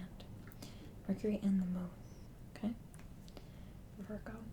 For Libra, it's the same thing as Taurus, which is our Venus, okay? Scorpio has 2 rulers, just like Virgo does. For Scorpio, Pluto can be written either way. Yes. Okay. That's a very good question. Thank you for asking. So, when it comes to the planets that have 2 different symbols, 2 main symbols, you can personally pick which one's easier for you, which one you prefer. But for the sake of this class, please write them both, just so you recognize both. So you may have a preference for one over the other, which is completely normal and fine. You can write them either way because they're both correct. However, I do recommend writing both so that you get it into your body, and at the very least you can memorize them by sight. Okay? Very good question. Thank you for that. So once again, for Scorpio, we have Pluto. It can be written either way. And we also have, I'm kind of veering here, but that's alright. We have Pluto, and we have Mars. So Mars is also the ruler of Aries. So we're repeating this, and we're starting off with Pluto. If you wanted to know which is the main ruler, the second ruler in the order I have is the older ruler. The modern ruler is the first one. Okay? Next we have Sagittarius, which is our fancy 4, which is Jupiter. For Capricorn, we have Saturn, which is our fancy H, lowercase h, Saturn. And now the last 2 signs have 2 planets each. For Aquarius, we have Neptune. Neptune has 2 ways to write it. The big capital H with the line, or we can do the sun, essentially. It does not do a good job with the dots, sorry about that. With the line going up. And it also has Saturn. So we went backwards, Saturn. And last but not least, we have Pisces. It's Neptune, which is the trident, and it has Jupiter, so went backwards again. So we have Mars, Venus, Mercury, Moon, Sun, Mercury, Moon. This one's a double planet rulership. Okay? Venus, Pluto, and Mars, another double rulership. Jupiter, Saturn, Uranus and Saturn, double rulership. Neptune, and Jupiter. So we have 1, 2, 3, 4 signs out of the 12 that have 2 rulers. A modern ruler, which is shown first in the list, and then an ancient ruler, an older ruler, the original ruler for that planet. Okay. We're gonna go over the signs themselves. We're gonna go in order. Okay. So we're gonna start. So for this one, we have Aries first. Aries has horns, so it's pretty much a line with 2 curves coming out of it. Kind of looks like a plant to me, like a sprout, the very beginning of spring. The birth of something, the beginning. Aries is the beginning of the zodiac sign. Okay, with the zodiac wheel. Next up, we have Taurus, which is a circle. It has 2 horns too. Circle. So we have Aries, Taurus, Gemini,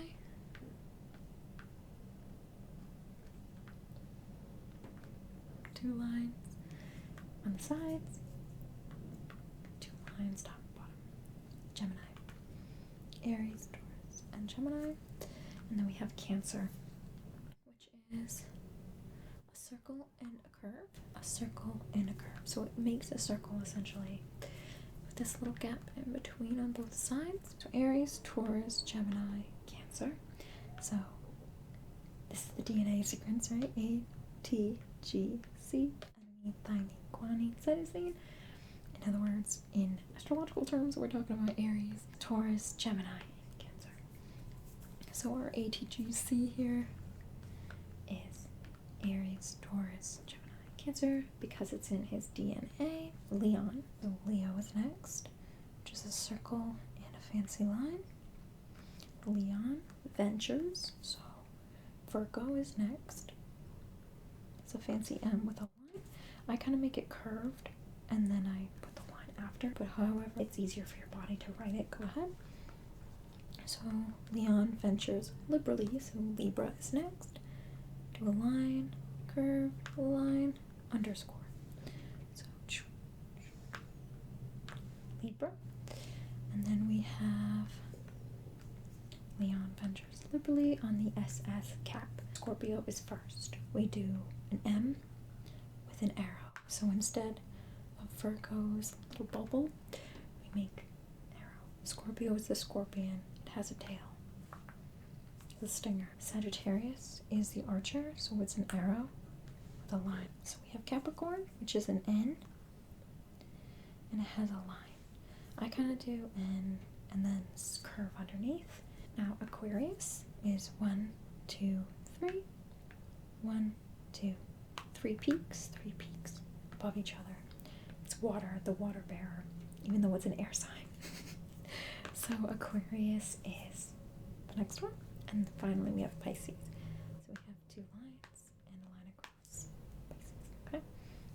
So because it's in his DNA, Leon ventures liberally on the SS cap. So that's Aries, Taurus, Gemini, Cancer, Leo, Virgo, Libra, Scorpio, Sagittarius, Capricorn, Aquarius, and Pisces. Okay? We're going to go over the elements next. I'm going to keep this up because I'm going to put the elements with which sign it's associated with, okay? Because each sign is associated in an element, and the elements in order are how you're going to remember which element goes to what sign. Okay, so we start with F-E-A-W, Feu, however you want to say that. We have fire, which is the upward facing triangle. Fire goes up, upward facing triangle. Aries is a fire sign. Then we have E, which is earth, so it points downwards and has a line. You can put the line in the middle or at the bottom. So fire, earth. Taurus is an earth sign. Gemini is an air sign. So that's up, facing triangle with the line, either in the middle or at the top. Doesn't matter. Right? So we have fire, earth, air, and then finally water. Water flows downward naturally goes downward, so it's a downward facing triangle. So Aries is a fire sign, Taurus earth, Gemini air, Cancer water, and then we just follow the same pattern. So we go fire again for Leo, earth sign for Virgo, air sign for Libra, Scorpio is a water sign, Sagittarius is fire, Capricorn is earth, Aquarius is air, and Pisces is water. Fire, earth, air, water, fire, earth, air, water, fire, earth, air, water. Aries, Leo, Sagittarius are all fire signs. Taurus, Virgo, Capricorn are your earth signs. Gemini, Libra, and Aquarius are your air signs. And last but not least, we have our water signs. Cancer, Scorpio, Pisces. Cancer, Scorpio, Pisces are your water signs. So you have 3 of each.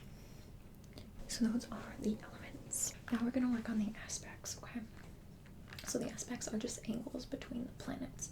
And we have 6 major aspects. There are others, but these are the major ones that you're probably going to see, especially on birth charts, okay? So we start with conjunction. So it looks like it wants to attach to something. So it's a circle and a line. Conjunction. We have our trine. Our trine is just a triangle, an upward facing triangle, even though our fire sign is also an upward facing triangle. Because we're talking about aspects, you will know by the context that this is a trine and not fire. Okay?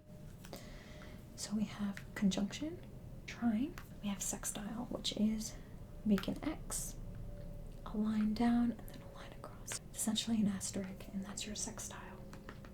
Conjunction, trine, sextile. Okay? Then we have our opposition, which is a circle, a line, and then a circle. So they're diagonal. So it's like something opposing each other. They're like pulling. It's almost like a tug of war. Opposition. Okay. The next one. Just like we have a shape here, we have a shape down here, which is just a square. It's called square. And last but not least, we have the in conjunction or the quincunx. You can call it either one, an in conjunction or a quincunx. So we have our conjunction, our trine, our sextile, our opposition, our square, and then our in conjunction or our quincunx. Okay, so those are our 6 major aspects. 1, 2, 3, 4, 5, 6 aspects. Next up, we're going to go over our miscellaneous glyphs. So the north node, south node, and then our 4 major corners essentially of the chart, which are ascendant, descendant, imum coeli, and our midheaven. Okay, or medium coeli. So we're going to do the north node, which is essentially earmuffs. Put on the right way. It's your north node. Your south, you can make a smiley face, 2 rosy cheeks, essentially. That's your south. North and south nodes. Ascendant, ASC, AS, or AC. Imum coeli, which is your IC. Your descendant, which is DSC, or DC. And then your medium coeli, MC, or the midheaven. So north node, south node, ascendant, imum coeli, descendant, medium coeli, or more commonly known as the midheaven. Okay? We're going to turn this over, okay? So push your crayons down. We don't write with the crayons on this side of the board. This is the gel. It is not perfect by any means, but essentially you're moving the fluid, you're moving it from one side to the other. So if you want to draw something, you're essentially getting to the bottom of the board by moving the gel out of the way. And if you want to write, you essentially have to kind of stick the gel where you want it to go. So I'm going to write in the middle. I want the blue to show so I can draw, essentially. Okay? So we're going to go in order again, but instead of going in the order from top to bottom of the page, we're going to go from bottom to top. The reason we're going to do that is because although we want to know the order of everything, and it's good to do it in that order, our brains can get very stuck in the exact way you've done it in the past. So, for example, if we always go from the top to the bottom of the page, our brain is going to say, I want to go that way all the time. That's usually kind of how the brain just wants to do it because it recognizes it that way. Your brain almost rebels a little bit when you start going out of order, or at least for a while, until it starts becoming automatic for you, and then you can kind of take whatever order you want. But in the beginning, it tends to really want to rigidly follow the way you always did it. We're going to challenge ourselves to go the other way, because the more you challenge your mind to stretch just a little bit, the better you tend to be, and the more you actually genuinely memorize it, okay? And the more it really gets into you. So, we're going to try it from the bottom up. So we're going to start with the miscellaneous ones, okay? We will still go in order, but from the bottom to the top instead, okay? So we'll do a circle, cross, and then a circle. And this is your north node, as it looks like the earmuffs put on the right way. That is your north node, okay? Once you're done, you can kind of move the gel. It is not perfect, and you're going to see streaks. Don't worry about it, okay? As long as you can kind of sort of see your symbol, and you can feel yourself digging in there and feeling the symbol, you're fine. We're going to do the south node next, okay? So this is your smiley face with the rosy cheeks, or your upside down earmuffs, okay? So this is the south node, okay? South node. So we did north node and south node. Now your ascendant is your ASC. It doesn't write well. Or your AC, or your AS, okay? ASC, AC, AS. Imum Coeli is just your IC. Your IC is your Imum Coeli. Your descendant is DSC or DC, okay? DSC or DC. And your medium coeli is your MC. It's also known more commonly as the midheaven, okay? So those are kind of the four corners of your chart, essentially. We're going to go next to the major aspects, okay? So we're going to do a conjunction, which is a circle and a line coming off as if it wants to connect to something. Circle with the line. It's almost like a person looking diagonally as if they want to meet eyes with somebody. They want to connect, okay? Conjunction. Some type of connection here. Conjunction. Right? Trine is just a triangle, okay? Upward facing triangle, as if it was a fire sign, fire symbol. But in this context, we're talking about aspects. It is your trine. Okay. Next, you have your sextile, which looks like an asterisk. So an X with a cross, essentially. So it's your asterisk. That is your sextile. And then we have our supposedly inharmonious aspects. So those first three were your harmonious aspects. They're usually considered easier for the planet's energies to work together when they're at those angles. Your three major inharmonious aspects, where they tend to be more difficult, which doesn't necessarily mean bad. It's just the way the energy is expressed is different. And those inharmonious aspects are your opposition, so that pulling, that tug of war. So it's almost like the conjunction symbol. See, you see the conjunction here? So it's like the conjunction signal, but it met with someone it didn't like, essentially. So you have tug of war right here. So this is your opposition, pulling, going in opposite directions. Okay. Your opposition. Conjunction gone wrong, I guess you could say. But like I said, it doesn't always have to be, an opposition doesn't always have to be necessarily bad. They tend to be harder to deal with. Next we have the square. So a square is literally a square. That's as close to a square as I'm gonna get. So don't worry about it. You don't have to bust out the rulers. Just make your square. Okay. Square. I'm so sorry for the glare and the noises. So sorry about that. My classroom is very loud. And last but not least, we have an in conjunction we have a line. And instead of with the conjunction, we wanted someone to connect, right? And in conjunction, they're kind of going their separate ways. It's almost like they met on this level and were like, nah, I'll go this way, you go that way. This is the in conjunction, or it's also known as a quincunx. So if you ever hear either term, they're the same thing. In conjunction, quincunx. Okay? So those are our aspects, both harmonious and inharmonious. Elements in order. So the elements are fire first, which is an upward facing triangle. This is also the symbol for trine, but because we're talking about the elements, we know this symbol is for fire. Fire goes up, up. Heat rises, right? Upward facing triangle. Next, we have earth, so it's like Fea, F-E-A-W, if we can even pronounce it, Fea.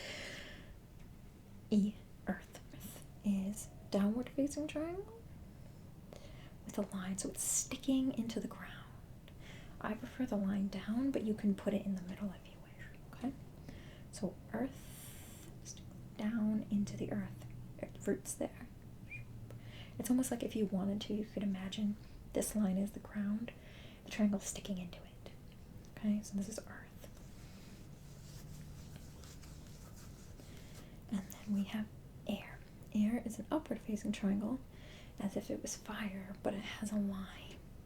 So it's almost like you can imagine this is the horizon line or the cloud line, and it's going above it. So it's the air. It's up in the air. Air. It doesn't have to be a really long line. It could be a short, stubby line, but usually it does extend beyond the triangle most of the time. Last but not least, we have water, which is a downward facing triangle. The opposite of fire is water, downward facing triangle. Water runs downward naturally. Downward facing triangle is water. So Fea, fire, earth, air, water.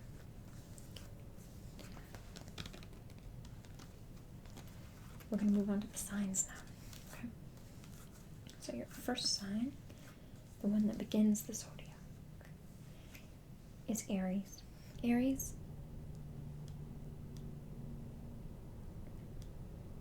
is a line with horns coming out of it, or you can think of it as the first sprout of spring, the beginning. Aries is the beginning of life, coming out of the ground. Next, so we have that DNA, right? Adenine, thymine, guanine, cytosine. Because it's in his DNA, Leon ventures liberally on the SS cap. So we have Aries. Next, we have Taurus. So we have a circle with, they kind of look like antennae coming out of his head. Okay. So we did Aries, Taurus. Aries, Taurus. Gemini is next. Gemini. So two lines next to each other, two lines, one on top, one on the bottom. Cancer is next, which is a circle and a half circle, a circle and then a half circle-ish, kind of. So almost like a yin-yang kind of effect going on with Cancer. Okay. And then Leon, so Leo's next. A circle, and it kind of reminds me of a word. It's a little flourish. Beautiful little flourish. So circle and a flourish. Okay. That's Leo. And then we're going to do Virgo, which is an M, a fancy M. And then that circle. So that kind of circle that swoops down. I find it easier to do the M first, and then the circle. But you can do whatever makes sense to you.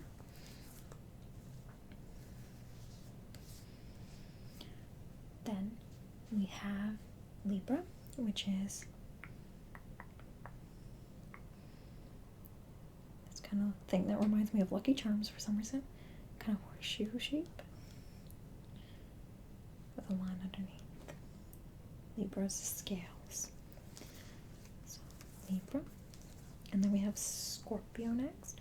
Scorpio, just like with Virgo, is an M, fancy M, but it has an arrow at the end. Scorpio is the scorpion, has a stinger. Okay, so that's Scorpio. Sagittarius is an arrow. Sagittarius is the archer of the Zodiac, so it's arrow. Okay. Capricorn, so it's an N, with kind of a circle at the end, but it kind of loops under itself, so it's like a little flourish underneath. Capricorn. Right? We're almost there. Now we have the A and the P of Cap. So Aquarius is 1, 2, 3. 1, 2, 3. So it's water, essentially. So you're making waves. 1, 2, 3 peaks. 1, 2, 3 peaks. 2 rows of waves. Okay? Because it's the water bearer, even though it's an air sign. Aquarius. Okay. And last but not least, we have the water sign Pisces. 2 curvy lines. It kind of looks like a fancy H. Capital H, essentially. So it's like a fancy capital H. Almost like what you would if you were making Uranus, but you don't have that line with the circle underneath. So this is Pisces. Okay. Next, we're going to work on the planet rulerships. So essentially the planets in order of the zodiac signs, as opposed to the order in the solar system. Okay. So for Aries, Aries has Mars, masculine and feminine first. To start off with the rulerships. Okay, so Aries is Mars. That's its ruler. Mars is a circle with a diagonal arrow. On top, it is the masculine symbol. For Taurus, Taurus is a feminine symbol, which is Venus. So Venus is essentially a person. Venus is a person. Venus is the ruler of Taurus. Okay. The ruler for Gemini is Mercury. So Mercury is Venus. We make the same symbol, the person, but she has horns now. So Mercury is a person with horns. Okay, that's the ruler for Gemini. The ruler for Cancer is the moon. The moon is a crescent moon. Okay, the moon's a crescent. It can face this way or it can face the other way. I drew better this way, but however you can make your crescents, one or the other, doesn't matter which one you make. Okay, that's the moon for Cancer. For Leo, the sun is next. So we have the luminaries. So we have the sun and the moon. So sun is for Leo. Leo has the sun as its ruler. The sun is a circle with an eye. So it kind of looks like a belly button or an eyeball. Okay. Virgo has 2 rulers. An older ruler and a modern ruler. The ancient ruler. The modern ruler comes first. In this list, at least, it's listed first.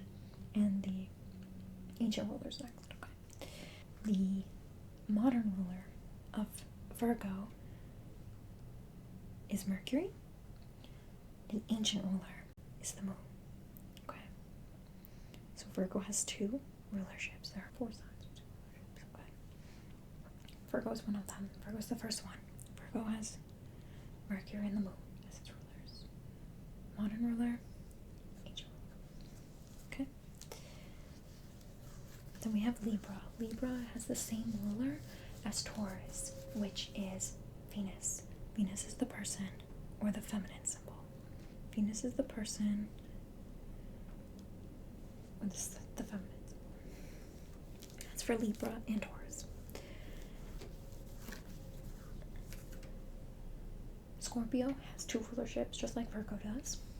For the modern ruler, it is Pluto. Pluto is the lowercase p, the line underneath, because Pluto is the ruler of the underworld. P for Pluto, underworld. Okay? Or you can draw Pluto as a person, kind of like Mercury, but his horns fell underneath his head because Pluto is the god of the underworld. It went under his head. Okay, so you can do that or that for Pluto. The second ruler, the original ruler, the ancient one of Scorpio, is Mars, just like it is for Aries. Mars is the ruler of Aries and Scorpio. So we have Mars, which is the circle and the arrow. Okay, my gel is not cooperating, but hopefully you know what I mean. It's essentially that. Okay, so Pluto and Mars is for Scorpio. Sagittarius has one ruler, which is Jupiter. Jupiter looks like a fancy 4. It has that fancy hair. Okay, fancy 4, Jupiter. For Sagittarius, the ruler for Capricorn is Saturn. Saturn looks like a lowercase h with a flourish and a line. So fancy lower h with a line across. So it's kind of like a cross and an h together. Saturn. Saturn is the ruler of Capricorn. Aquarius and Pisces both have 2 rulers. They're the last 2 signs that have 2 rulerships. For Aquarius, which comes first, the modern ruler is Uranus. Okay, Uranus can be written in 2 main ways. You can make a capital H with a line going down and then a circle, or you can make, it's not going to be perfect, no worries, or you can make it as a sun with an arrow going up. So that's Uranus, and it also has Saturn as its ruler.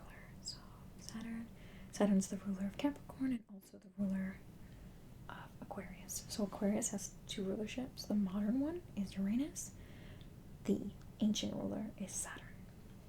Okay, Saturn is also the ruler of Capricorn. Okay. Finally, the rulers for Pisces are Neptune. Neptune is the god of the sea. So we make a trident. It's Neptune. And it also has Jupiter. Jupiter is the ruler, the fancy 4. It's the ruler of both Pisces and Sagittarius. So the modern ruler of Pisces is Neptune. The ancient ruler is Jupiter. Okay? So those were our rulerships. The very last thing we're going to do is the order of the planets. So the same thing we just did, but the order of the planets in the solar system. Okay? So except for the moon. But the moon we're going to tune with, right? Tune with the moon. So we're going to do the planet song, okay? So we're going to start with moon to tune. And then we have the sun's a hot star and Mercury's hot too. Venus is the brightest planet and Earth's home to me and you. Mars is the red one and Jupiter's most white. Saturn's got those icy rings, and Uranus spins on its side.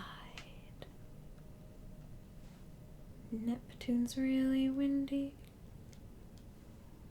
and Pluto's really small. Well, we wanted to name the planets, and now we've named them all. What we're gonna do now is we're going to have another brain-cation, a little break. You can stretch, do whatever you need to do, while I prep the material for our next session of class. Please do not memorize anything during the break. I want you to completely look away. Don't think about it. Don't even sing the planet song if you're in your head if you can. If it's there, whatever, leave it there. But don't purposely do it. The reason being we need to give that mind a break. Okay? So please don't think about anything regarding the planets, the signs, or any of the glyphs that we went over, any of the order of anything. There's no need to stress whatsoever. This is class 1, and there are no tests or anything. We're gonna practice, relax, get some water, eat some snacks, whatever you gotta do your stretching, walk around, whatever you gotta do, just breathe, just sit, whatever works. Talk amongst yourselves. We'll be back in a couple minutes, okay? Please enjoy your break.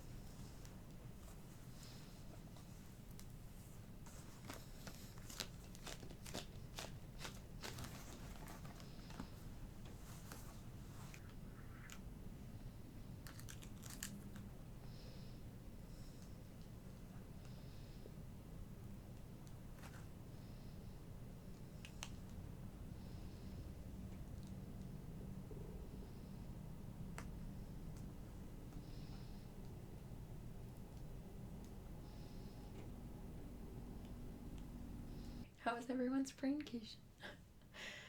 Good, I'm glad to hear that. What we're gonna do next is I want you independently to write these again. You can do it in any order you want. You can challenge yourself by making different symbols, different glyphs in different orders to see if you can memorize it that way. You can do it completely in the order, so you can memorize the order along with the glyphs.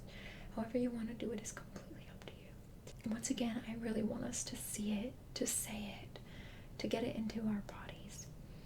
This is a very tactile activity and you will get dirty.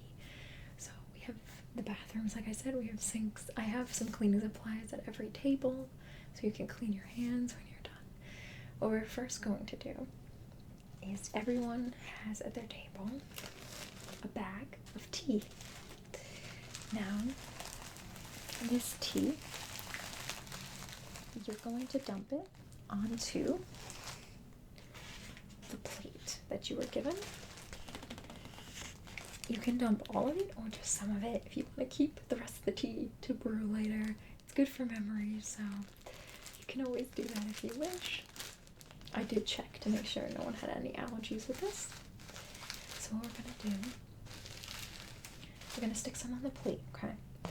And you're going to take the little cotton swab that I gave you and you're going to draw in the tea the symbols, the glyphs. Just make sure you do everything at least once. That's the only condition. Do everything at least once. It's best to remember the order, but you don't have to go on the order on the page at all. You can draw for example, you can start with zodiac signs and say, okay, these are all the zodiac signs, and you can put them in there. And then you can say, okay, I want to know which element goes to which sign, and you can put the elemental symbols beneath them, something like that. Doesn't matter how you do it, any order is fine, just do everything at least once. Okay. Once you're done with your tea, what I want you to do is take your second plate, okay? And I gave you all shaving cream, okay? Yes, it's like when you were a child and you would clean your desk by putting shaving cream on the desk and playing with it, essentially, and schmoozing it all over the place. We're gonna do the same concept. You're gonna spray this, not on the table, please, on your plate. Put it on your plate. And once you spray this on your plate, as much or as little as you're comfortable with. I know some people don't really like the texture of getting dirty or anything. I do recommend you still do this, but if you don't want your hands dirty, we have more cotton swabs. Just use a cotton swab, okay? That way you don't get your hands all messed up. But you can completely get messy. Roll up your sleeves, please. Okay? So you don't get your clothes dirty. And have fun just drawing the symbols any order you choose at least once each symbol, okay? So have fun doing it. It's just another way to memorize it. Feel free to challenge yourself. Draw a symbol and be like, okay, I want to draw Mars. What does Mars look like? Circle with a diagonal arrow. It's the male symbol. Things like that. Just repeat, repeat, repeat. Say it out loud. You can whisper it. You can say it in your head if you wish to, but sometimes having that verbal, like, coming out of your throat, thinking it and actually saying it, that essentially two-step process can really help with memorization too. So feel free to mutter it. You can say it out loud. Whatever you want to do is completely fine. Start with the tea and then move on to the shaving cream. There is no time limit for the tea versus the shaving cream. If you'd rather do the tea more often and then do shaving cream after because you don't want to get dirty, completely understandable, completely fine. Okay?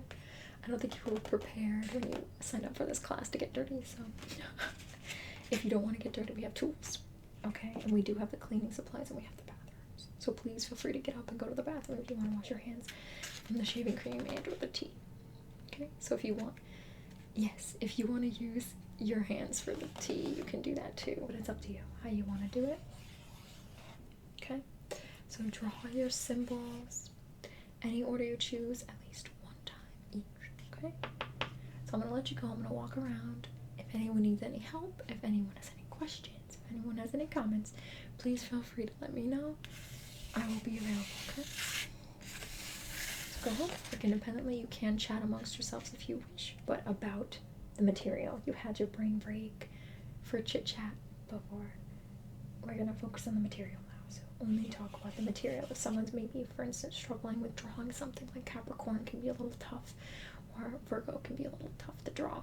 If you have a tip for them, or if you found an easier way to do it, or if you have a different way of memorizing and you see someone struggling and you want to help them, what they ask you. Whatever it is, that's completely fine. Just make sure you say it for yourself.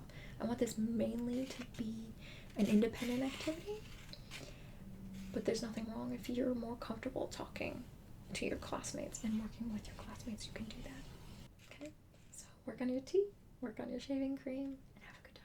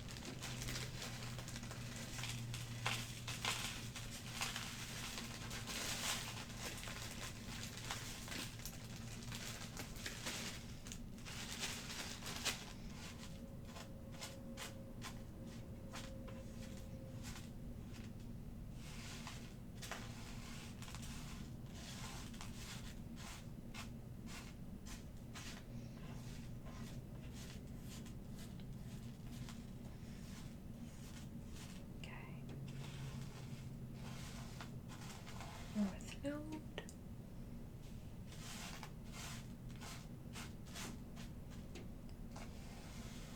South Node,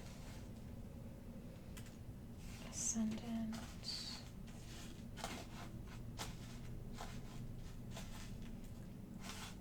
Emanuele, DC for Descendant. Last one is the midheaven, or see, medium calling. Major aspects are the conjunction,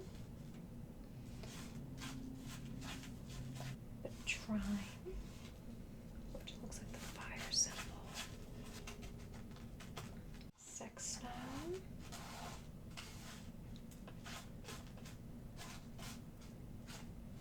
opposition, tug of war,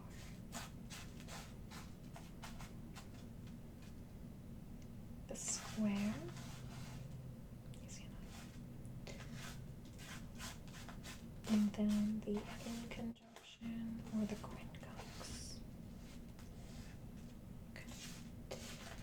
And then we have the element, so we have fire, upward facing triangle, and we have Earth, which is downward facing triangle, and the line. Air is upward with the line, and then we have last but not least, water is downward facing triangle. The signs are Aries, and we have Taurus.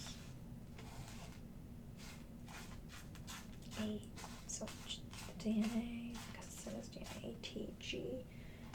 We have Gemini. C is Cancer, because it's seen as DNA. Leon ventures liberally on the SS cap, so Leon. So we have Leo. Ventures Virgo is the M. That curve. This is Libra, Scorpio, the stinger, Sagittarius, Capricorn, Aquarius, and Pisces, which is alright. The sun's a hot star, and Mercury is hot too. Venus is the brightest planet, and first home to me and you. Mars is the red one, and Jupiter's most wide. Saturn's got those icy rings, and Uranus spins on its side. Neptune's really windy, and Pluto's really small. To name the planets, and now we name them all.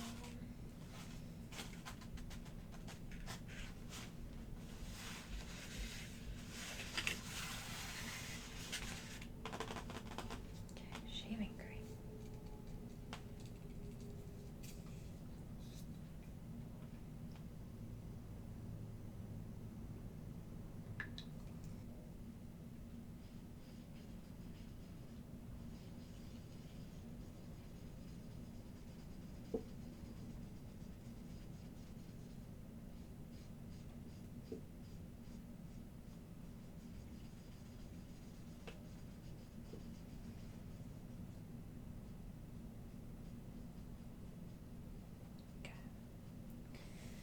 We're going to do the planetary rulers then. We're going to start with Mars. It's the ruler of Aries. Venus is the ruler of Taurus.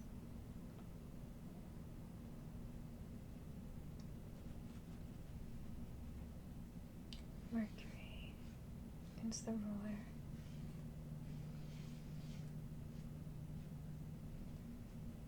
of Gemini. Cancer's the moon.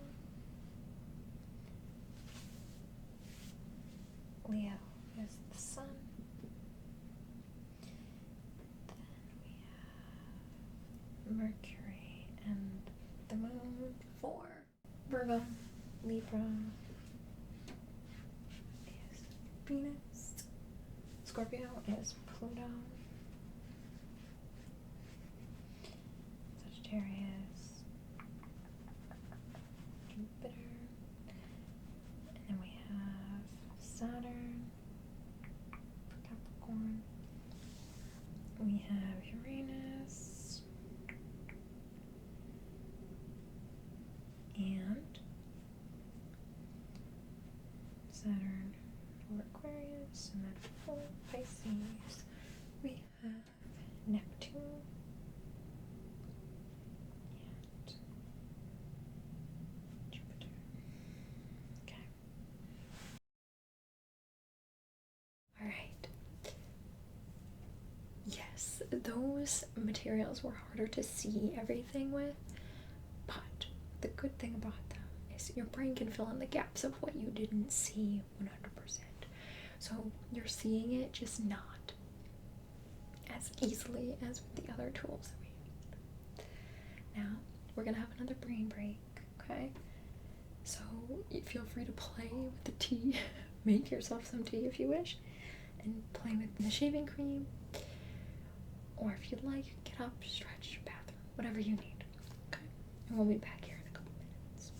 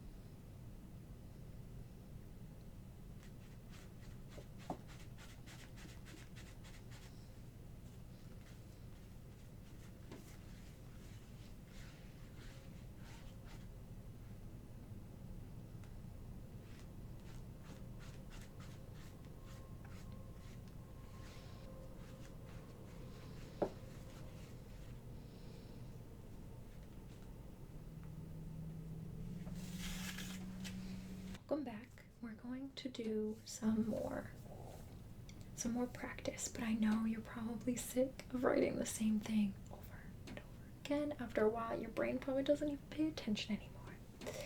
To avoid that, we're gonna do little tests. They're not actually tests.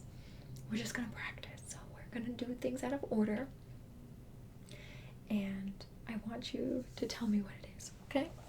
So please raise your hand and tell me what it is.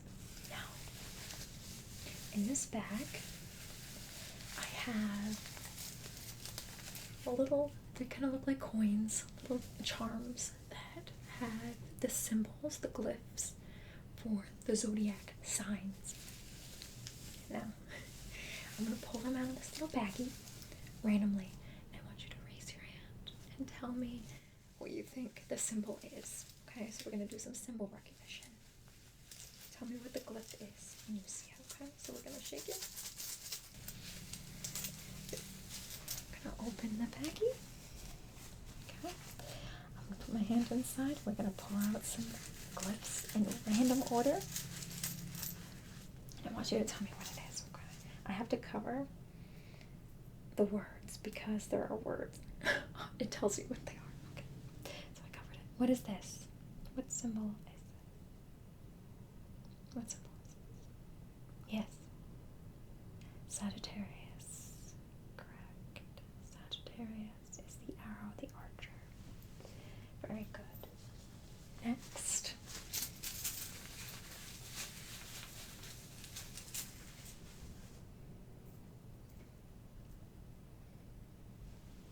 What is this symbol? What is this symbol? Yes. Oh, very close. It does kind of look like Aries because it has the little antennae at the top, the antlers. But you're very close. It's the next one right after. Do you remember the one after Aries in order of the signs? Taurus, correct. This is Taurus. Please don't feel badly if you get them wrong. Like I said, this is class 1 and we did it so many times. Your brain's probably like, help me. So don't worry about it, okay? We're just practicing. Just practicing. Okay? Alright, what symbol is this? Yes. Pisces. Correct. Pisces. Next, we have, what is this? Gemini. Correct. Very good. Next we have Libra. Correct. Good. Yes, you can shout it out if you want. It's fine. Don't get confused by other people's answers, though. Don't doubt yourself. What do you think this is? Scorpio. Correct. Has the stinger. Yep. And who is this? The waves. Aquarius. Correct. And you're right. It's an air sign, not a water sign. Yeah. The tricky one. Okay. Who is this? Cancer. Correct.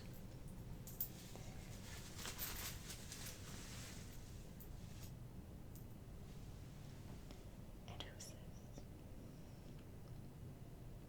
Virgo. Correct. And who's this? Aries. Correct. Who's this one? Capricorn. Correct. And last but not least, we have who? Leo. Correct. Very good. Very good. And if any of those were difficult for you, excuse my hair, it's crazy. If any of those were difficult for you, please don't feel badly. This is just class 1. We did it so many times, your brain's probably rebelling because we did it so many times. It will assimilate over time, okay? So please don't feel badly at all. It's just practice. It's not a test. It doesn't mean you're stupid if you didn't get it right off the bat. We're practicing, okay? Just practice. Be kind to yourselves, be kind to your classmates. It's just practice. Okay. Now, what we're going to do next is I have these cards, okay? These flashcards. And on these flashcards, I have all the glyphs, okay? All of them. Now, they are color coordinated, so eventually you'll catch on to what color is for what. But what I'm going to do is I'm going to mix them up, okay? For this one, we'll shout out, okay? So shout out what you think the answer is, and I'll try to hear if, okay, so just shout out what you think the answer is, okay? I'm going to shuffle them around the best I can. I'm going to pull them out randomly, and I want you to guess what the symbol you're looking at is, okay? Alright, let's begin. Remember, some symbols have two ways of drawing them, two major ways. What is this? Uranus, correct. Could be drawn this way or this way. Okay, good job. Very nice. And who is this? It's trying to make a connection. Who's this? Conjunction. Yes. Alright, and who's this? Water, correct. We just went over this one. Who's this? Scorpio. Who's this? Mars, correct. The moon. Everyone got that one off the bat. Okay. And who's this? The North Node, yeah. Looks like those headphones or the earmuffs. Correct. North Node. Who do we have next? Descendant. Correct.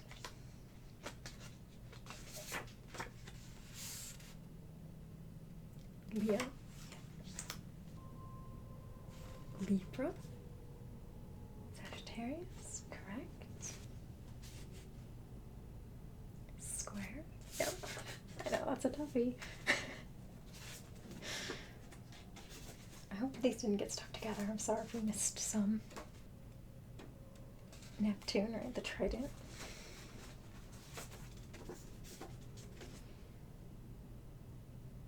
I heard different answers, so medium Coeli or the midheaven, correct. Either one is correct.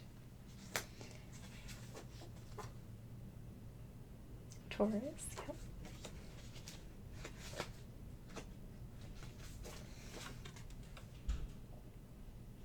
Earth, correct. Aries, the ascendant, right. The sextile, yes. Fancy for Jupiter. Correct. The sun, yeah. Opposition, correct. Mercury has the horns, yeah. Without the horns, we have Venus, correct. We have Capricorn. Coeli, yeah. Gemini.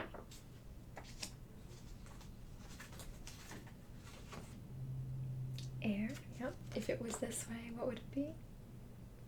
Earth, yes, correct.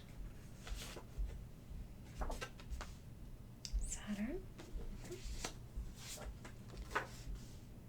Aquarius.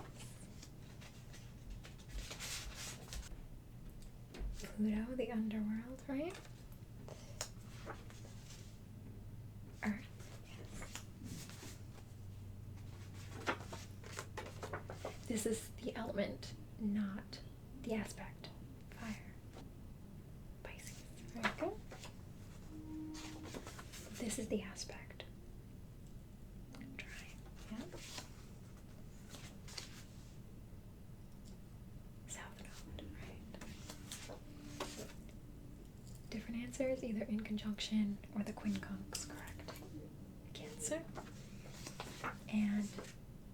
Virgo. Very good. I'm going to give you all these. They have the answers on the back. Everyone has this on their table. This is a recording of everything, okay? You can listen to it at your leisure. There's no rush. This is just for you. You can play it when you're sleeping. You can play it any time you can. You can just play it for yourself. On the recording, you're hearing the order of things again and again and again. So this is yours. Everyone has one. Has their name on it. Please have a wonderful day. Thank you so much for being here. You all did amazing. It's a lot, I know. Please give yourself rest. Enjoy your day. And thank you so much for coming to Astrology 101.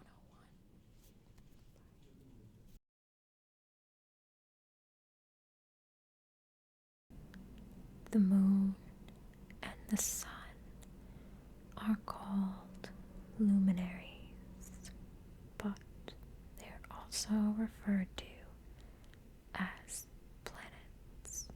Planets are celestial bodies used for astrological interpretation. The order of the planets in space, except for the moon, that we use to tune are as follows.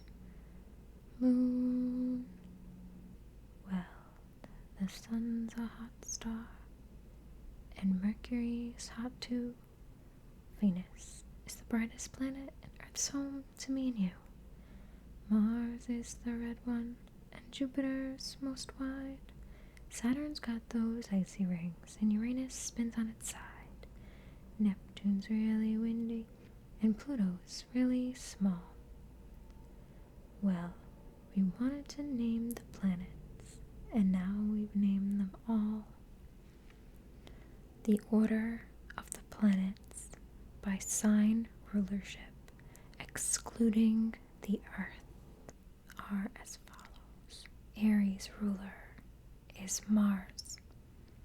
Taurus's ruler is Venus. Gemini's ruler is Mercury. Cancer's ruler is the moon. Leo's ruler is the sun. Virgo's modern ruler is Mercury. Virgo's ancient ruler is the moon. Libra's ruler is Venus. Scorpio's modern ruler is Pluto. Scorpio's ancient ruler is Mars. Sagittarius's ruler is Jupiter. Capricorn's ruler is Saturn. Aquarius's modern ruler is Uranus. Aquarius's ancient ruler is Saturn. Pisces' modern ruler is Neptune. Pisces' ancient ruler is Jupiter. The 12 zodiac signs can be remembered as follows. Because it's written in his DNA, adenine to thymine, guanine to cytosine. Leon ventures liberally on the SS cap. The 12 zodiac signs in order are as follows. Aries, Taurus, Gemini, Cancer, Leo, Virgo, Libra, Scorpio, Sagittarius, Capricorn, Aquarius, Pisces. The 4 elements in order can be remembered as follows. Fea, F-E-A-W. The 4 elements in order are as follows. Fire, earth, air, water. Aspects are angles formed between the planets. The 3 major harmonious aspects are as follows. The conjunction, the trine, and the sextile. The 3 major inharmonious aspects are as follows: the opposition, the square, and the inconjunction, also known as the quincunx. 6 miscellaneous glyphs are the north node, the south node, the ascendant, the imum coeli, the descendant, and the medium coeli, also known as the midheaven.